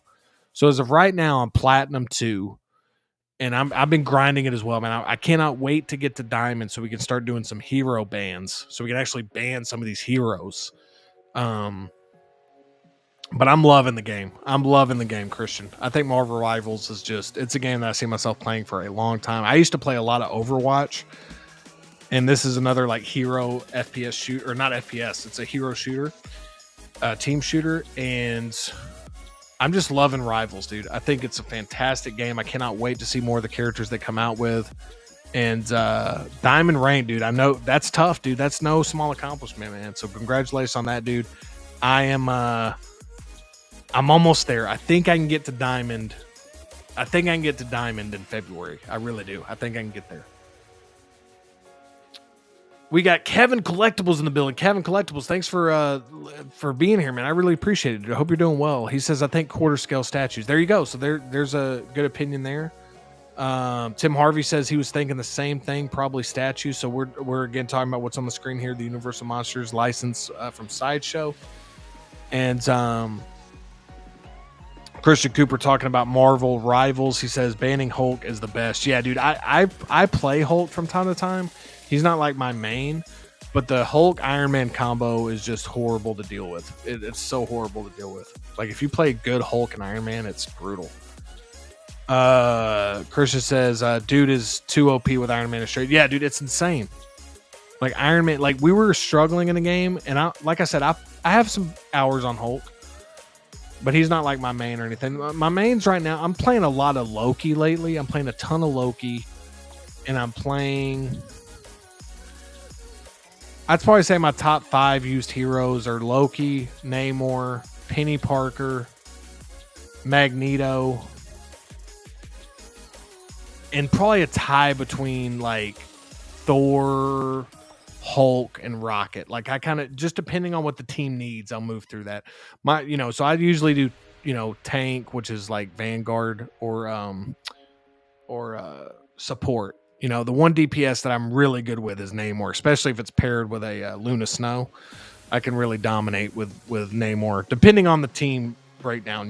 But I've been playing a lot of Groot. I don't know why I didn't say Groot. So instead of all those three I just mentioned, Groot's the other one. So like Penny, Groot, Namor, and Loki. I'd say those are like my.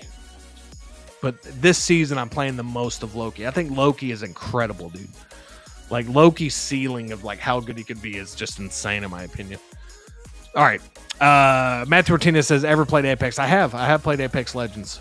I was never able to get good at that game, man. I tried, but that game just that game was rough for me, man. I think it's a really good game. I just couldn't get good at it. Christian says, I can't wait for the Universal Monsters Land coming up at Universe. Same here, dude. I'm already like planning my trip out there. I cannot wait for that, Christian. The thing that's weird is like right now, I guess you can only get like a day pass to Epic right now.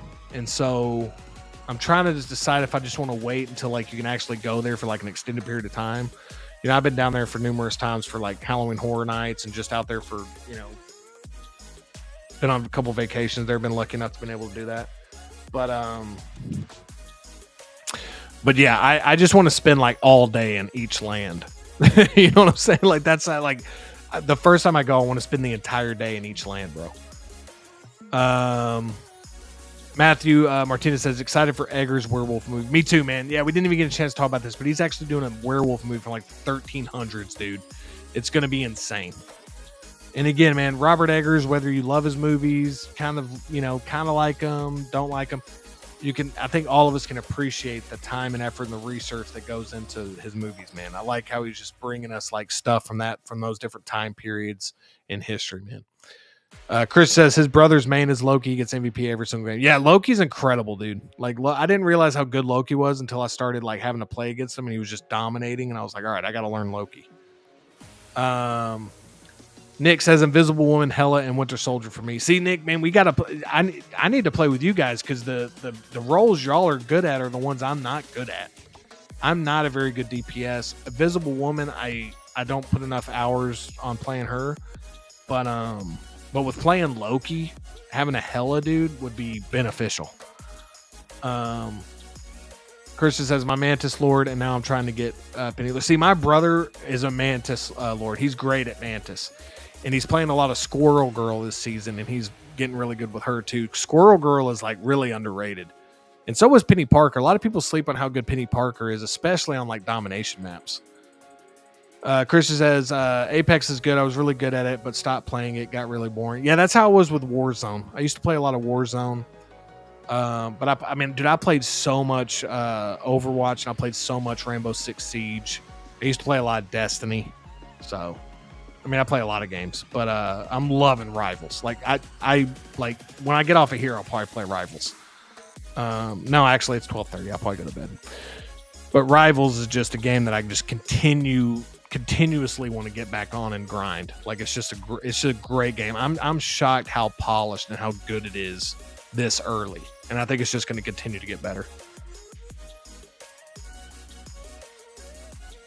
Damn, look at Chris. You'll try to go to Epic once or twice a month. Man, I'm happy for you, but also extremely jealous, bro. Extremely jealous. But yeah, so yeah, it looks like, a lot of us are thinking it's going to be statues with Sideshow here, but again, it could be a little bit of both. We could see some 6-scale figures. I do know that Sideshow is looking like they're kind of ramping up their production of some different figures. So I could definitely see this happening. I would love to see, again, I hope Caustic does it, man, but I want to see like the Invisible Man. I don't know how they're going to do it, but I want to see Wolfman. I just want to see Caustic continue to build out their line. I have no problem Sideshow getting involved, but I hope it's just different. I hope it's like something else. Because if they're compared, I mean, again, unless the price is just super, again, even if it's super cheaper, like I just feel like it's going to be tough for them to compete with the quality that Caustic's going to provide us. But again, I'm still interested to see what Sideshow does with the IP, with the license. and we will see what happens, man. Christian says, off topic, but do you think they will give us Squid Game figures from Hot Toys? And if so, what figures? I think if we get Hot Toys figures, I think this is a possibility. And if we get them, I don't think they'll be, I think they'll be faceless characters. I think it'll be like the pink tracksuit. And I think it'll be the head guy who, I don't want to spoil. Well, no, you see him at the end of season 1. You see him at the end of season 1. So never mind. But the guy who's also in season 2, the mask, like the head guy, I think you could see those.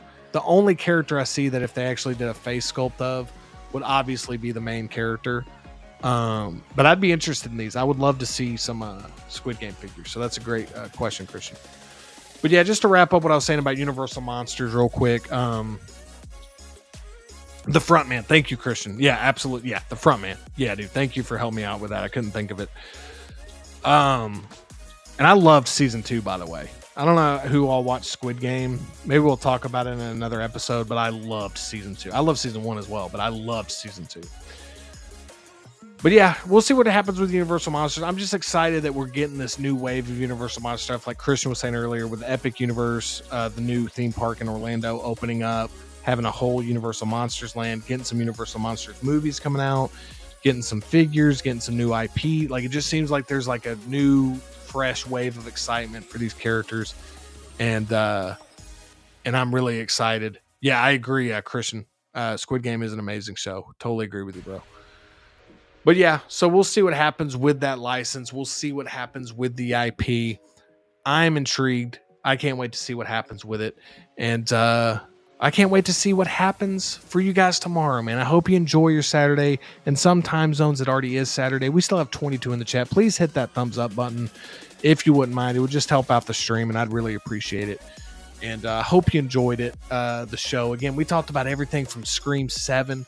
We talked a lot of horror tonight, which is going to be on this channel a lot. A lot of horror movies, a lot of movies in general, a lot of collectibles, a lot of that different stuff. So I'm really happy that you guys are enjoying the content. We got some new people into the chat tonight, some new subscribers. So that's really exciting. Really excited to have more people join us on the channel and in the streams.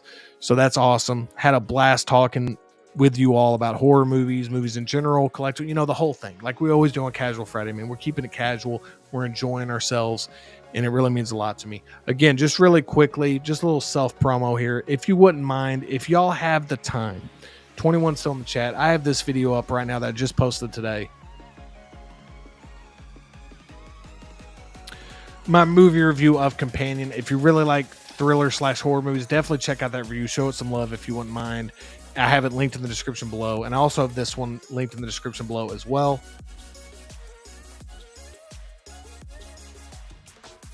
Top 25 most anticipated horror movies of 2025. So we've talked so much about horror, man. I really think that a lot of you guys in the chat tonight are going to dig that video if you haven't watched this. So definitely, if you wouldn't mind, if you have the time, check that video out. Show it some love. And thank you all so much for watching, man. We're almost 3 hours in. We still have 21 in the chat. Really means the world to me. We're going to close out the show right now tonight. Had a great show. Truly appreciate every single one of you, man. It means the world to me that you're spending your Friday night here with me on Casual Friday. Next episode will be episode 20, man. Episode 20. That's crazy to me. There were already 20 episodes. We're going to be 20 episodes in on Casual Fridays here on the channel. So that's really exciting. Matthew Martinez says, I'll check the companion review after I watch it this week. Really appreciate it, Matthew. I hope you enjoy the movie, man. And once again, dude, welcome to the channel. I hope you enjoy it, man. Really, really pumped to have you as a subscriber, bro. I really appreciate it. And he says, love from South Texas. Hell yeah, dude. Let's go, Matthew. Really appreciate you, man. Really, really do. Welcome to the channel, man. And I hope you enjoy yourself, man. I really do. And I hope to see you in more chats going forward, man. Always really enjoyed having you in the chat, man. You brought some great comments, dude. And thank you all for being so welcoming of not only Matthew, but anytime we get a new subscriber, a new person, man, y'all welcome them right in. Make them feel at home here on Casual Friday on this channel, dude. Really appreciate it. So we'll be live next week for another episode of Casual Friday. Like I said, check out those videos if you want. Hit the thumbs up button on the way out. If you're new and you're just checking it out and you like all the stuff that you see, definitely hit the subscribe button. And as always, you guys, as always, enjoy your weekend. Spend it how you want to spend it, but enjoy your weekend, man. Have some time for relaxation, reflection, whatever you want to do, however you want to spend it. but just enjoy it. And he says, Christian said that Josh shirt. Yeah, dude, this is so funny. This is actually a Universal shirt, dude. Look at this. I love this shirt, man. It's got all the, like, you know, the original stuff, you know, Back to the Future ride, the Jaws ride, the ET ride, which is still there. ET ride's incredible, man. Shout out to the ET ride at Universal, baby. But where was I? Oh yeah, thank you all so much for watching. I really, really appreciate it. Really means the world to me. Thank you so much for everything. I really appreciate all the support on the channel. I really appreciate you guys sticking around. 3 hours in on the show. We have a lot of people that were there from minute one, making it all the way to the end of Casual Friday, dude. I really appreciate you guys. And just wanted to say thank you one more time. No, I've repeated myself a lot, but truly thank you. So, as we always say on the channel, man, thank you so much for watching. And as always, hold on, we got to say, I just want to end on this. I want to end on this because this is a really nice comment. Christian saying, great stream, Justin. Christian, as always, dude, thank you for the support, man. Thank you for being here. And thanks for the kind words, dude. Really appreciate you. And I appreciate all of you in the chat. Thank you so much. Thank you so much for watching. And as always, I'll see you next time.